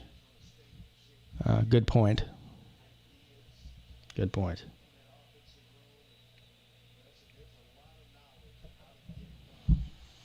Called timeout so you can savor the victory, huh? Okay. So anyway, that's it, guys. Game over. You guys are all amazing and fantastic. Hey, at least we got a good game. That's like this. This is like my 5th game stream of the year, I think, of the season. Every one of them has been a blowout that I turned off either in the 3rd or the 4th quarter and just abandoned it. Either ended the stream or went to another game or something. Somebody just asked if I'm going to stream the BYU game. No, I'm not. Been on here for 4 hours and I'm ready to get off. Anybody else? You know these people that do these 12 and 24-hour streams? They're out of their mind. I actually considered it once. You know, it's something everybody else does. A 24-hour stream. I'm like, okay. I thought about it for 3 seconds and go, nope. I'm not doing that. Am I crazy? Who the hell wants to do that? First of all, nobody wants to watch me for 24 hours. So, there's not a person on this planet that I could watch for 24 hours. Nobody. I mean, Jesus himself would have to come and do a stream. I'd watch him for 24 hours.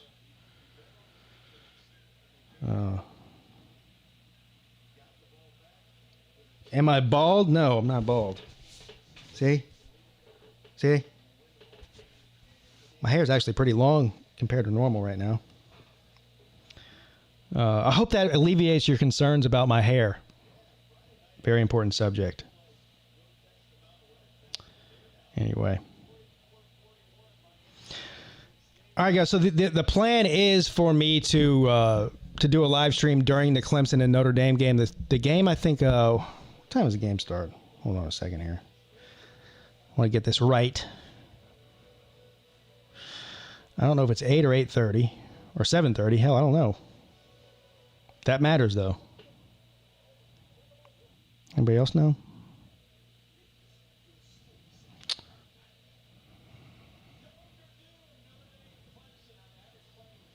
Typical white guy hair, yes. Thank you. I mean, would you expect me to have black guy hair?